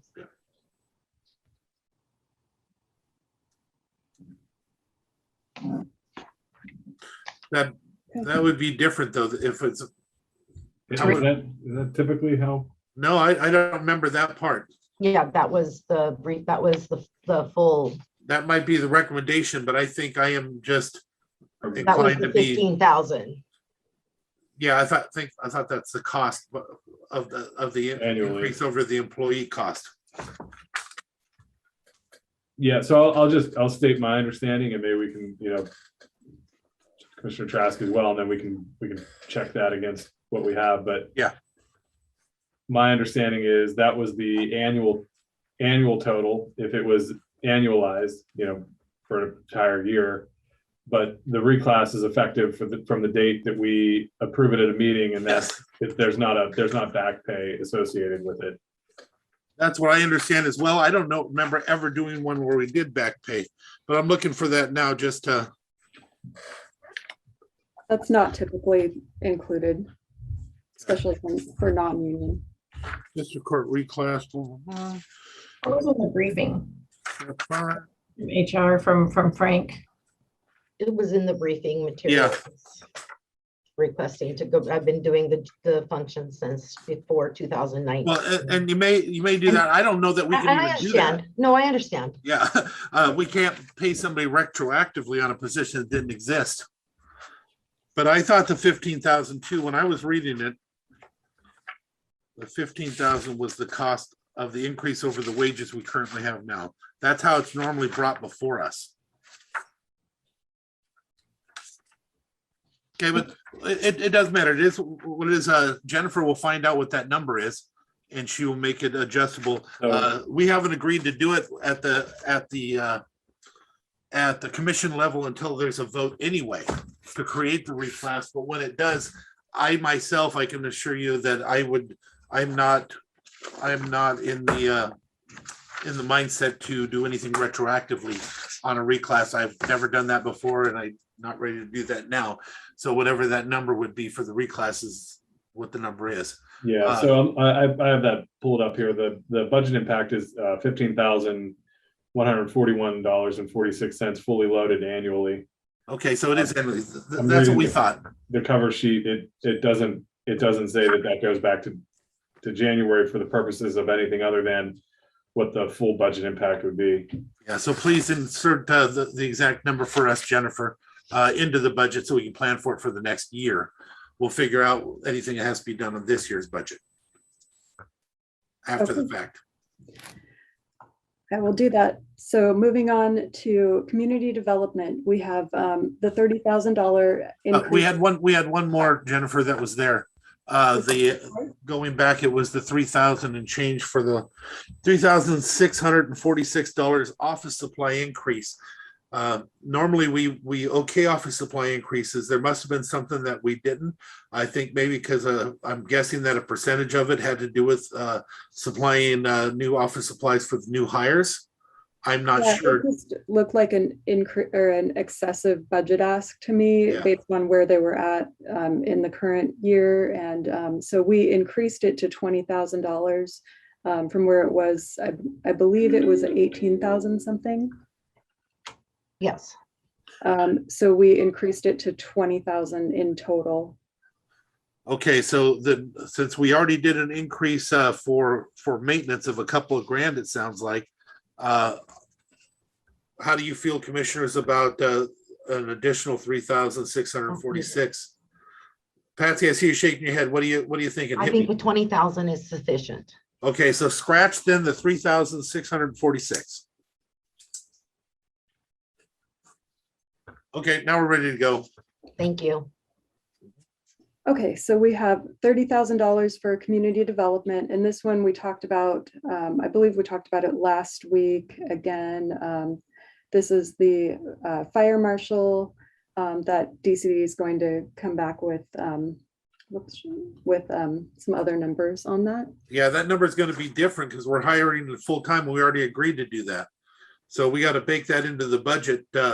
I think we just strike this for the moment and get the real numbers with that employee, right?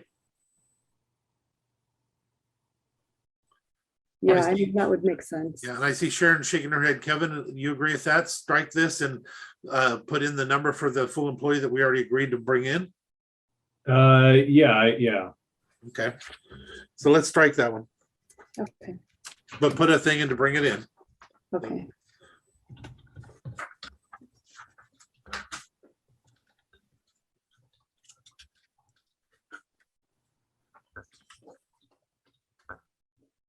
Okay, so the next thing that we have is 63,680. This is, and these are all the sheriff department, the different positions that they asked for.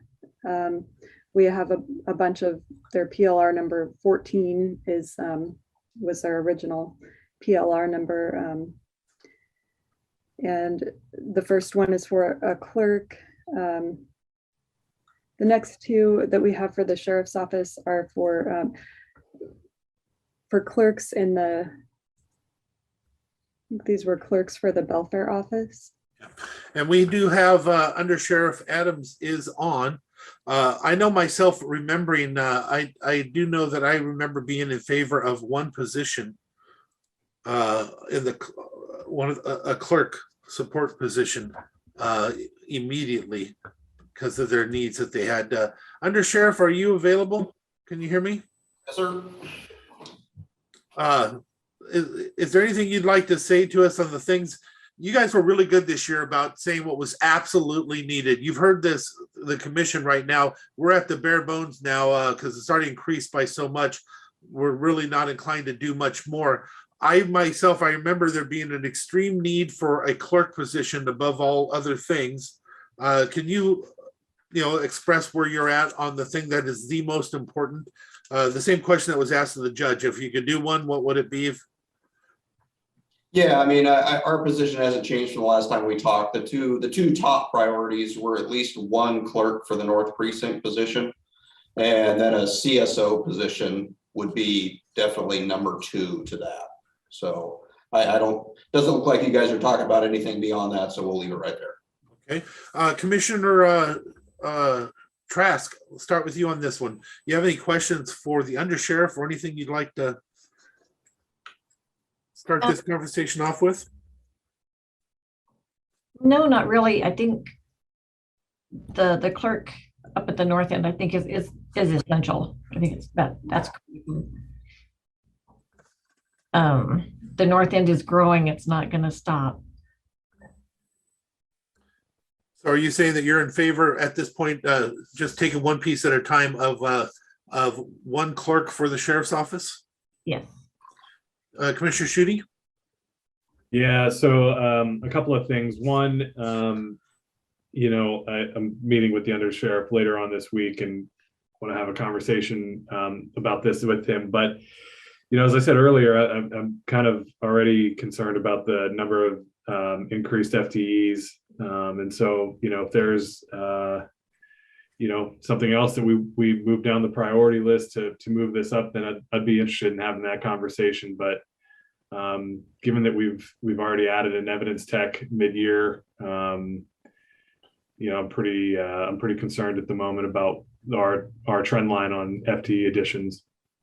Okay, so I want to make sure that I get you all the room that you need.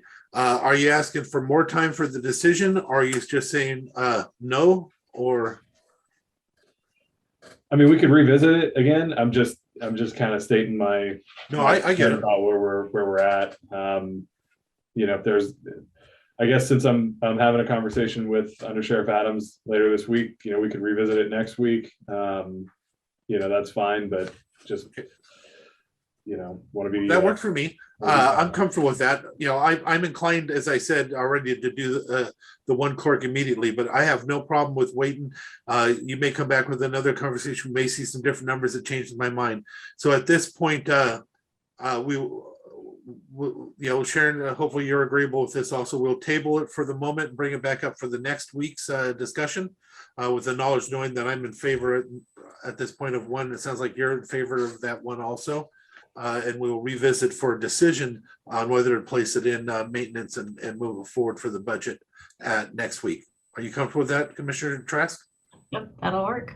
Okay, Commissioner Schutte, you are as well? Sure. Okay. So now, is that where we want to leave it on the positions? Or is there a further discussion that any of the commission want to have on another? Because remember, they're saying their top two is a CSO. Do you want to have a conversation with the CSO right at the moment, or are we pretty stuck on just one at the moment? And I'm only talking positions. They have other stuff they have down here also. You know, I think I'd like to wait until after Commissioner Schutte speaks to the undersheriff. Okay. And Commissioner Schutte, if you're having a hard time with one, I doubt two is the thing. So we're going to go ahead and we'll table the rest of the position discussions on positions until next week. And again, to re-clarify with the consideration that at this point you have two that are considering one position of clerk. So can we go ahead and go down to some of the other things that are not positions? Yes. Okay. So we have 3,500 for QuickBooks. And that was going to go to the IT committee, right? Right. Yeah, and so that's being talked about next week. Okay, so we'll table that until after. I always want the IT committee to have their saying this. That's why we created them. So if it's okay with the other commissioners, this also comes back next week after their meeting. Okay. Yep.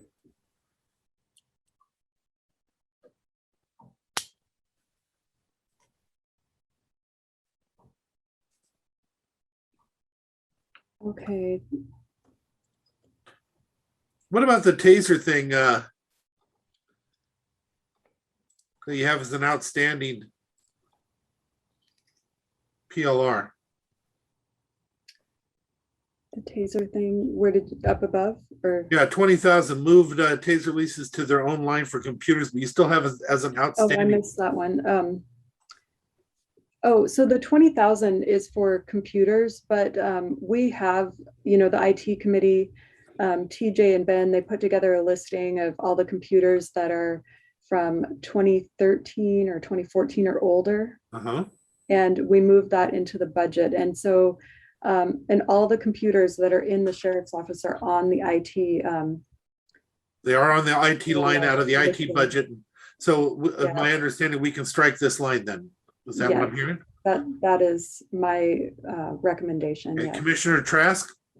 Yeah, great. Strike it. Commissioner Schutte? Strike it, please. Yep. Okay. You want me to? I don't know that it's worth it, but it's not. Under Sheriff Adams, you're unmuted. Is there something you wanted us to hear? Well, yeah, I was just gonna make the point that all the computers are certainly not purchased through IT. We can manage all the laptop computer fleet for our cars have been purchased through our office and not managed through IT. Yeah, but these specific ones that we're talking about now, though, will be in the IT budget. And they're not actually in the IT budget. I want to clarify that each department pays for their own computers, but all technology that, you know, every single computer is on the IT's trackable listing. Well, then where's the money going to come from if we don't have it allocated somewhere? out of the department's budgets, but the sheriff's office did not have any computers that were on the IT listing to be replaced. So they will come later on. So all of their computers must be newer than 2014. Under Sheriff, I need you to unmute again. Sorry. I just want a re-clarification from you of what your need was on that. Was this connected to the cameras and some other stuff? No, the increase was for I'd have to pull my budget worksheets, but the increase was mostly for vehicle laptops. There were some desktops in there, but it was my understanding that we were put the budget in for the desktops and the laptops because we had to pay for them. Okay, thank you very much. So Jennifer, I'm a little confused. I want to make sure they get the tools that they need to do it. Are you saying that we have nothing online through IT that says it has to be replaced this year? Because we had new cars that came in and stuff too. And I know they're going on being hooked up to these camera systems. I think that may be a necessity for having specific new laptops coming in. 2014 ain't gonna handle the stuff we're putting in there. I can double check with the IT department and see what their recommendation is. Okay. We can talk about that at the IT steering committee as well. Yeah, I'll say, Kevin, could you include that in your conversation with the IT steering committee, please? Yeah, absolutely. Okay, let's keep this on. Let's not strike it. We'll keep it on. Put it back in there until we get that figured out a little better. Okay, what else you got? Okay, so next is we have overtime, which kind of falls in line with the positions, correct? Yeah. Okay. We have 138,000 for ammunition.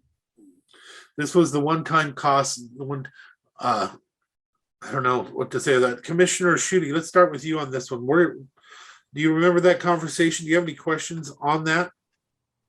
No, I don't have any questions on that. Okay. What was it last year?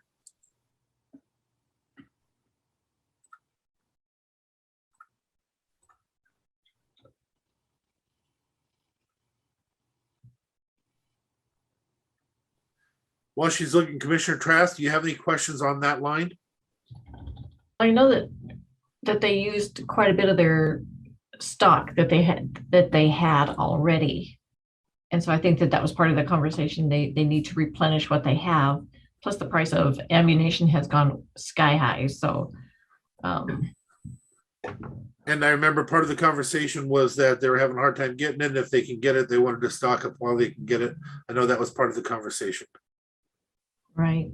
And for a while, you couldn't get ammunition. So they had what they already had.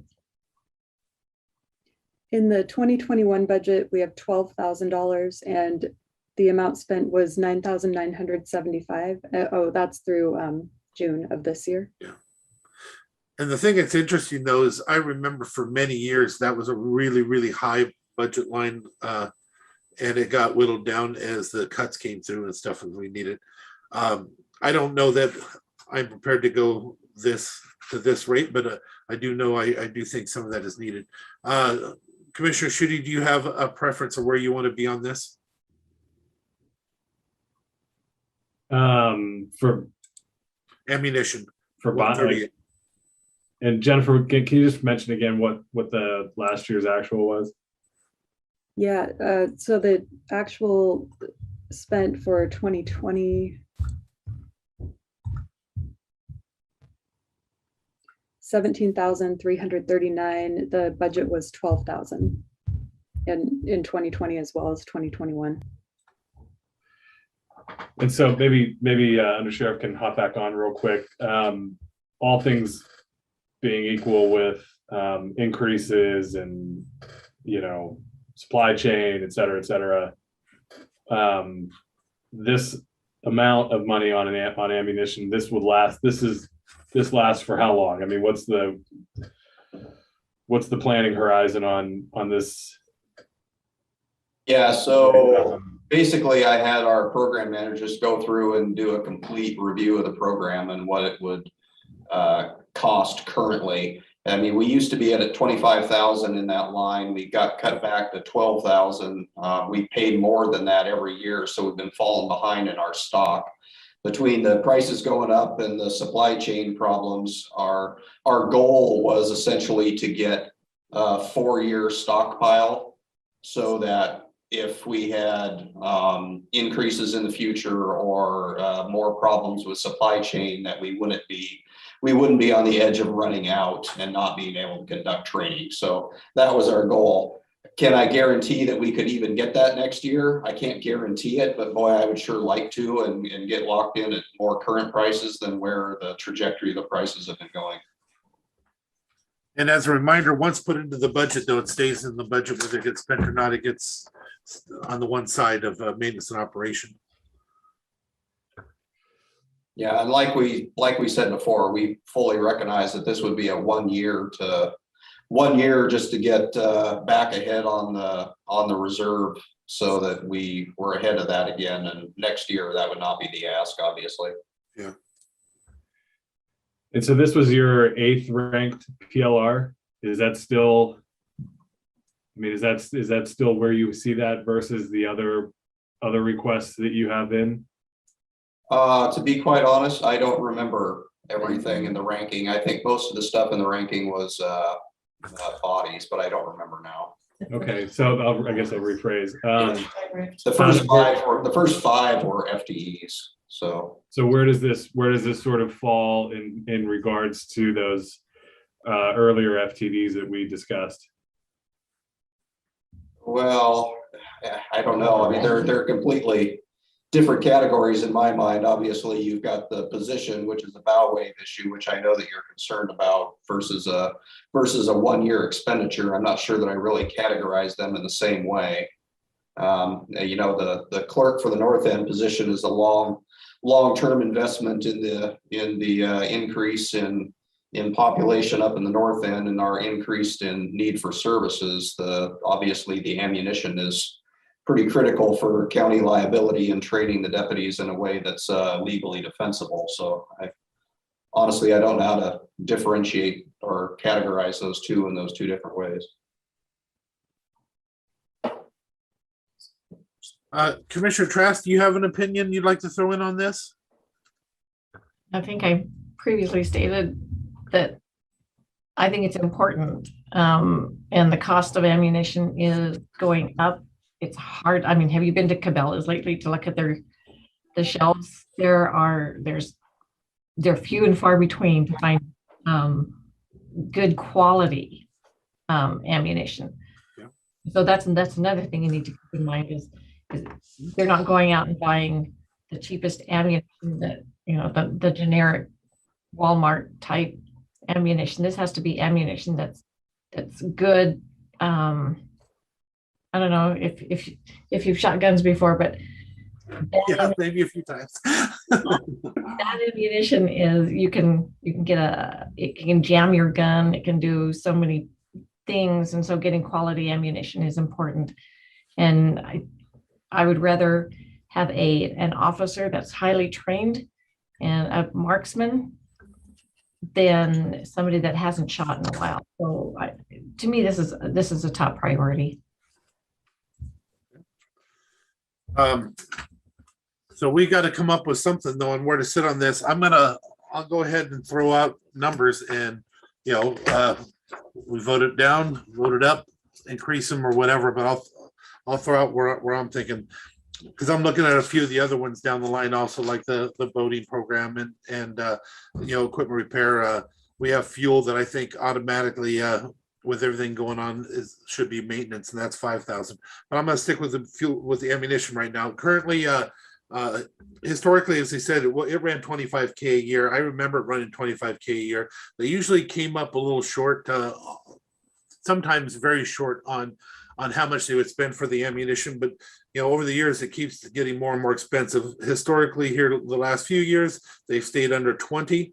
You know, 17, and even though it was budgeted for 12, they still overspent their budget to cover it.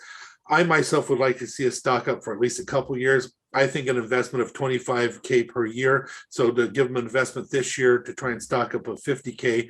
Also considering that it is does not have a bow wave, it is a one-time investment. I'd be very comfortable with 50. I'd be even more comfortable. I'd be comfortable even going up a little more than that. But I'd be very comfortable at 50 right now.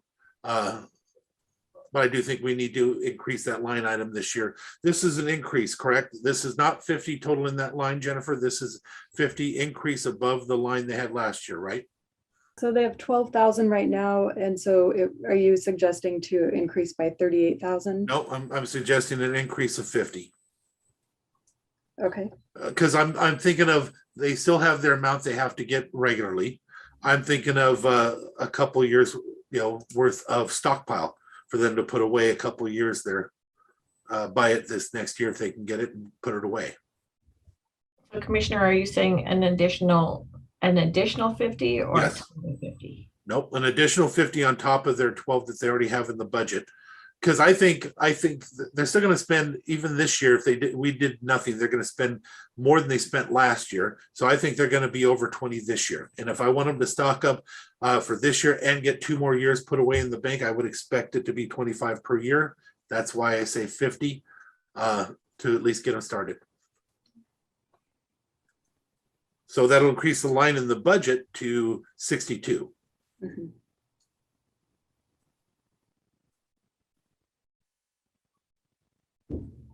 So commissioners, are you in agreement with that? No, like I said, they're all thinking, I can see them, I'm watching their eyes, they're thinking heavy. Commissioner Schutte, would you like to jump in now on this part and see what you think on a number? I mean, I guess I certainly like your number better. So, I mean, I'm happy to put that as a placeholder.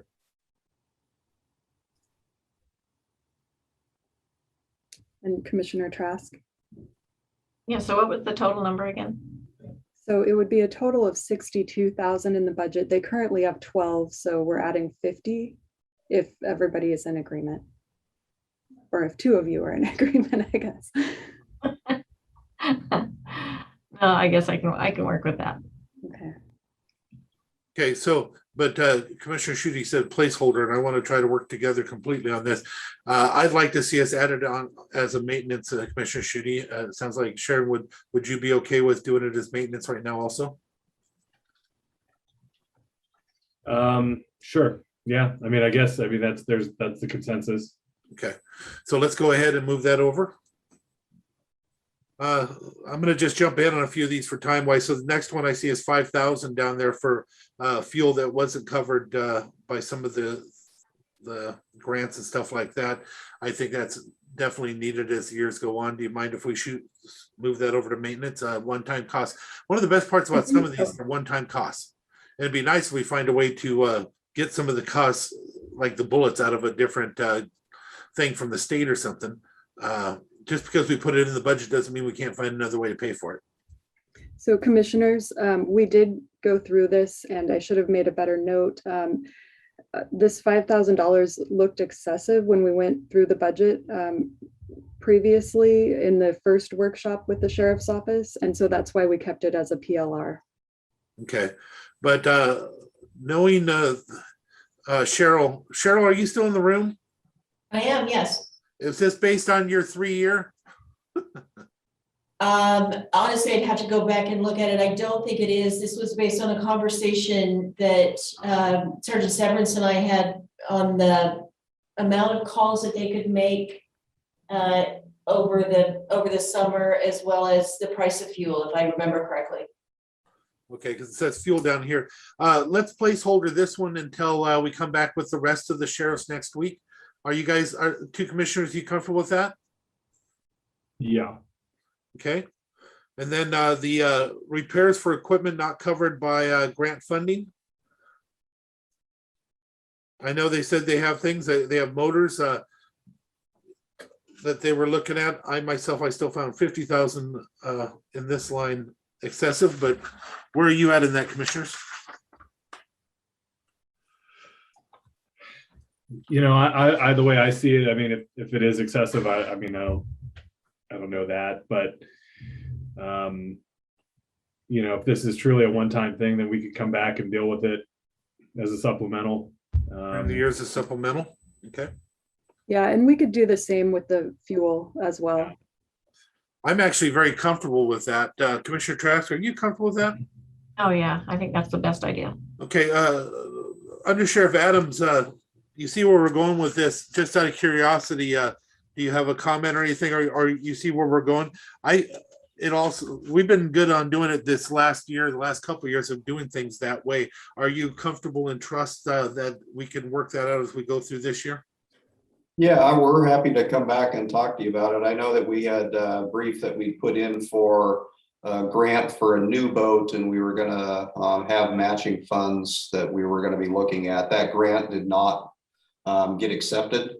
Yes. So we're kind of in the middle of talking about how to reprioritize what it is we're gonna need for our current boats in order to make sure that the fleet is running as it should for an emergency response fleet. So we are going to be looking at a couple of the older motors on the boats and some updates and repairs, but we're not 100% sure what that means right now. So I'm happy to come back and talk to you about it when we get closer to next season. Okay, so I think we have consensus that that's the way we'll handle it. And the reason I use the term of accessor is just that there is already still monies and just putting that particular fund on top, especially without knowing what we're actually replacing. So I'm very comfortable with doing it during the year. So let's go ahead and move forward. It sounded like we had a consensus between the other commissioners. Okay, so the next couple things that we have $500 for, again, overtime in a couple different areas, officer in charge, which is all part of salaries and benefits. So the last, I believe this might be the last one in the sheriff's office that's not salaries. We have $15,000 in healthcare supplies, PPE for jail staff, and at the last or at their prior budget workshop, they were going to look into other areas to get that PPE, I believe. Okay, so with that, we want to make sure that they get what they need. So even if they found other areas, it still has to be in a budget somewhere. So revenue in, revenue out, right? Well, like supplies like DEM is offering up tomorrow in HR. We were wondering if they could use some of that. I think there might still also be some funds with public health too. But if we have funds, it's still funds in, funds out, right? So it would be out of health. So right now, it'd be out of. Yeah, they're grants that they receive from the state and from the feds. All right, so we'll table that one, or do we want to table it or just come back to that as it's needed in the next year? Because we still got to get through all these things too. Just table it until the next week and we'll hit it one more time. Hey, commissioners, if I may. Please. I just want to throw out there, we honestly don't really care where the PPE comes from, but talking to Kevin, that was almost exclusively for rubber gloves and disposable items that we just burn through at a pace that I'm not sure DEM has the capacity to provide the volume that our jail goes through just for their safety. So, we're going to have a pretty high volume of gloves given all the COVID crazy and everything else going on. So just throw that out there. So now this is an increase in a line of 15,000. What do they have in that line now? I don't think we have anything in a PPE line for the jail.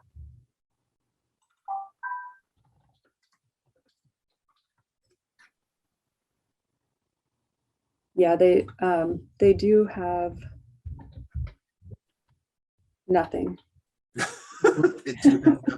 Commissioners, for now, because again, this is just me. I like making sure that supplies are taken care of. Can we be comfortable with $10,000 in there now? And if they need more, we'll deal with it the next year. Definitely. Dave's hand is up. Hi, Dave. Hi. So just an FYI, as of the 1st, DEM is not getting that kind of PPE in those quantities from the state unless it's a special circumstance. Okay, then I changed my but you still have the opportunity for other stuff too, Commissioner, but I'm comfortable with the 15, but I'm definitely comfortable going with 10 today if everybody else is. Because I know there's hesitation at times. Yeah, and I do think that there's going to be money from the ARPA that we could use for PPE. Yeah. So I think it was more along those lines versus, just trying to like tap the supply that DEM has or public health has. I think it was looking for another funding source to help offset some of it, which, PPE is an allowable expenditure under ARPA. So yeah. I'm fine at that level. It was just wanting to get clarification on if there was a way we could fund it outside of general fund. Yeah. At which level, at the 15 or the 10? I mean, I'm fine at 15 if we can cover that with another funding source. So let's cover it with 15, but be actively looking to actually increase revenue to pay for it. Well, we can do an ARPA ask. This is definitely something that would be ARPA eligible. Yeah, but even if it's ARPA eligible, we still have to pay for it through this budget, right? It depends on, if they're going to buy the supplies in 2022, then yes, we would need to put it in the budget. Yeah, and so the ARPA funding is already included in the budget. Yeah, so let's do that, and then we'll try and pay for it that way. So we have consensus 15K, let this thing roll and find a way to fund it as we go. Commissioner Trask, is that a yes, no, maybe so? Oh no, I agree 100%. I think ARPA is the way to get it paid for without it affecting our budget. Good deal. And Commissioner Schutte, I understood you as a yes already? Correct. Yep. Okay, what else we got? That's it. Okay, next. Thank you, Sheriff's Department. Cheryl's got one other question. What you got, Cheryl? Did we ever find out if we can pay for jail locks out of reach? If we could pay for jail what? Locks, the lock replacements? I didn't do any inquiry on that because I believe that we can. Was I supposed to follow up on that? Sorry. It may have been Frank on that one. Okay. But is it in our budget? It is not in. I think if you go down a little bit on the spreadsheet, it's right there. It's our number one priority, and I thought for sure we're doing it. The question was right there, line who was paying for it, but line 81 there, Jim. Commissioners Trask and Schutte, if I'm not mistaken, we agreed that it was paying for it. Period. Right. It's just not. It's just where the money's coming from. Right. So we think we did move it to maintenance. Yeah. Checking on REIT eligibility, which I think we can confirm. And then, it's $10,000. I think we can cover. I think we can find 10,000 in REIT 1. Excellent. Thank you. Collection. Yep. Okay. Anything else, Cheryl? No, that's all. Thank you. All right, Sheriff's Department. Thank you guys very much. Next department. Okay, so that's all that I have for the general fund. Now we can move on to the special funds, and that mainly includes public works. So I'm going to go back to the proposed budget, go to special funds, and run through where we're at currently. We have in revenues for special funds $100,328,988 in both revenue and expense. On the expense side, we have $13,355,676 in salaries and benefits. So the remainder is operating and ending fund balance, ending fund balances, I should say, $86,973,312. Now, on this one, commissioners, let me ask. I really do not want to put, and Jennifer, I'm sorry if I'm stepping out. I don't want to put Jennifer in the position of doing the presentation because there was a lot left on this one for Public Works. I personally believe we should call another meeting, another budget briefing, and have Public Works come and present first before Jen can't see the shared screen. Oh, Oh, is that a statement? Jen, I cannot see that shared screen. sorry. I forgot to do the new share. Okay. So Okay. I think we should have a separate meeting for that and have, this is my personal opinion, have Public Works do the presentation first and then have Jen do some of the adjustments and stuff as they go, because there's going to be, we basically left half our budget without some of the questions. Yeah, and I thought they were going to be on here to speak to their budget, so I'm not sure where they're at. Well, I think that message was from Loretta. yeah, that Loretta's here, but at the same time, you know, I'm actually saying I think we need to do an actual budget presentation. Well, we have everything ready to go. I'm not sure if they can do it in, you know. Yeah, hold on one second. Jim Matson, you have your hand up. Is there a reason or? Yeah, did I miss the PLR for Superior Court?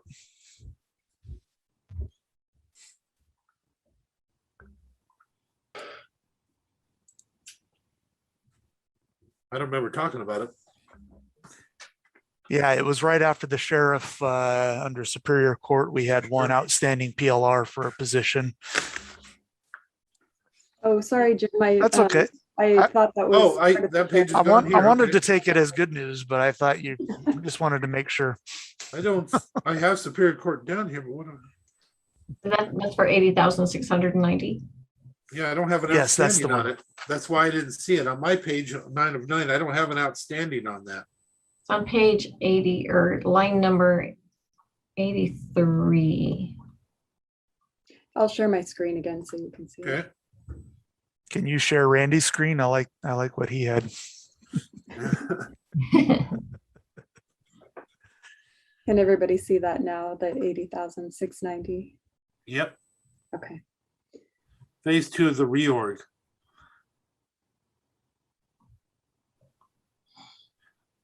Commissioner Trask, you first on this one, please.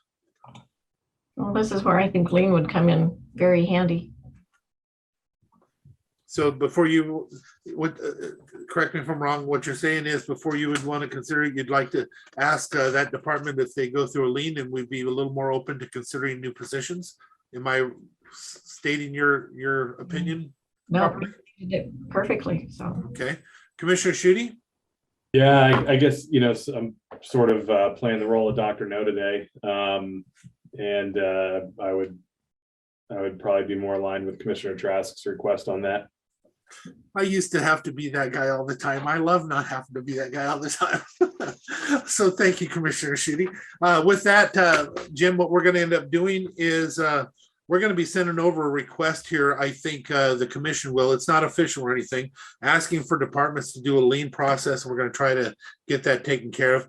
And right now with the budget as it is, it does not sound like they're going to be moving anything over to funded today on that. So it'll just stay as a request. Okay. Thank you. Thank you, Jim. Okay.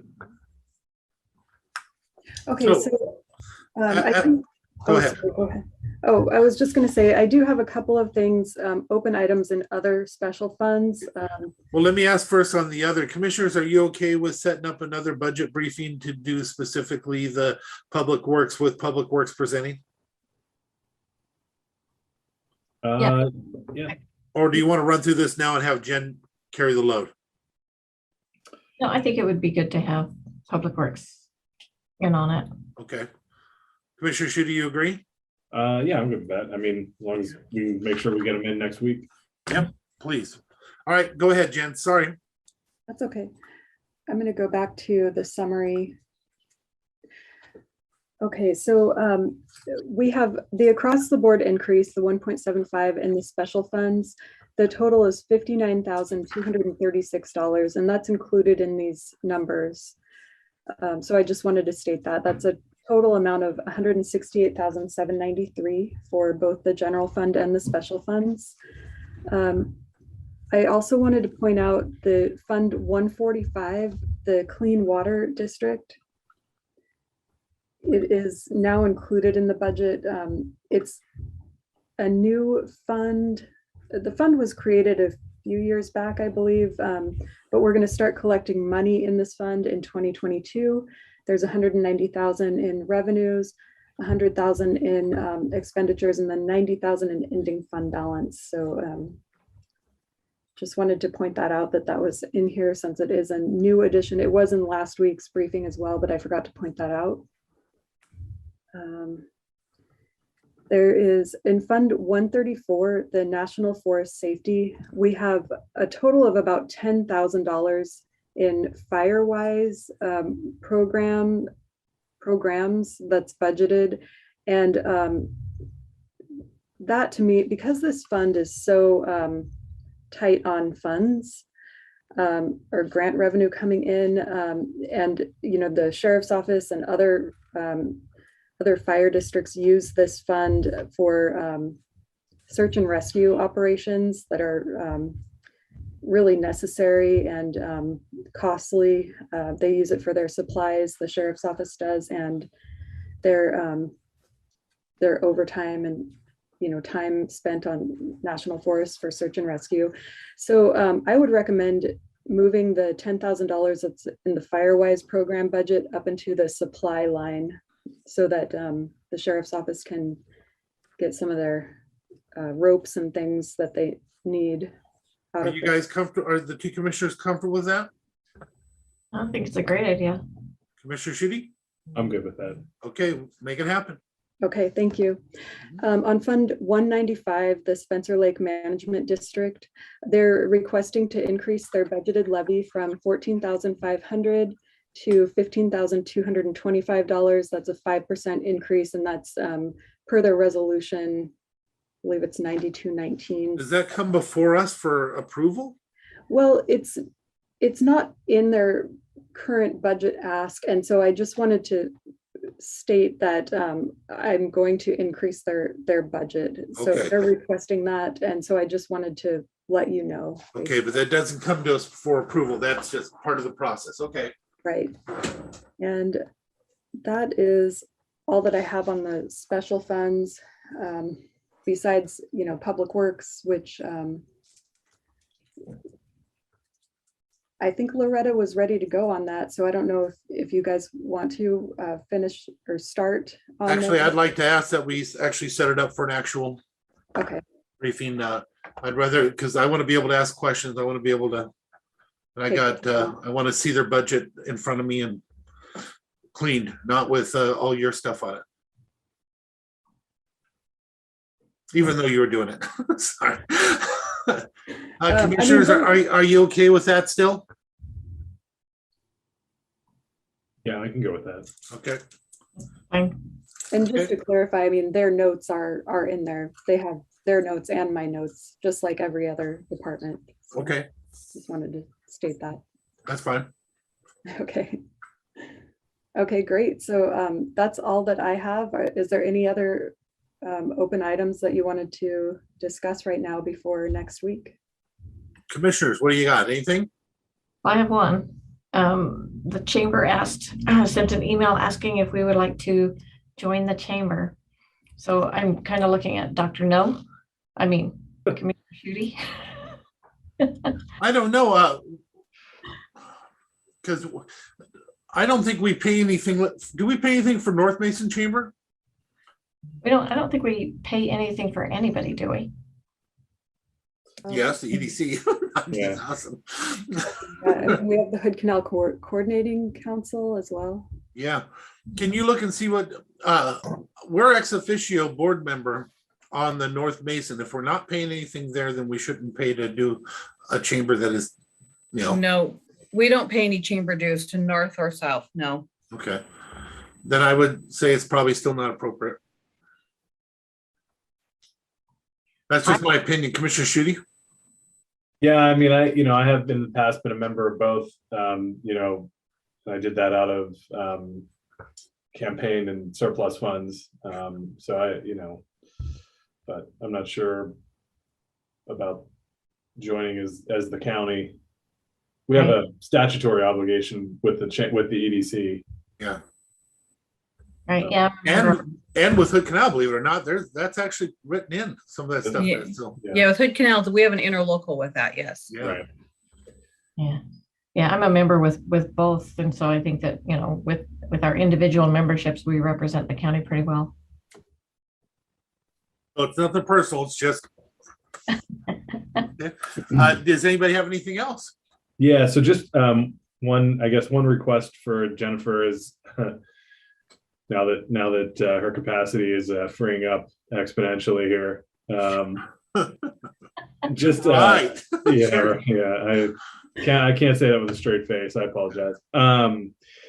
Just piecing together over the next week or so what we have done office by office. So what each office's share of the PLR that we've already approved is, so that we could assign numbers to that would be really helpful.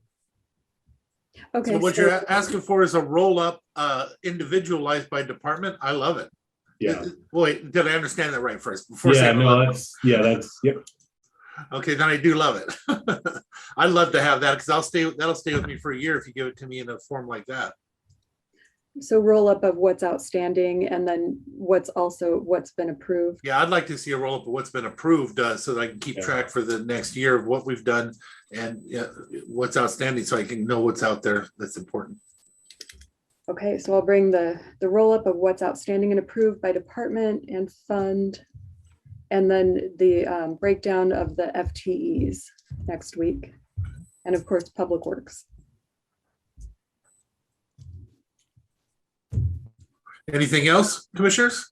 Will that include the FTEs that we've approved this year?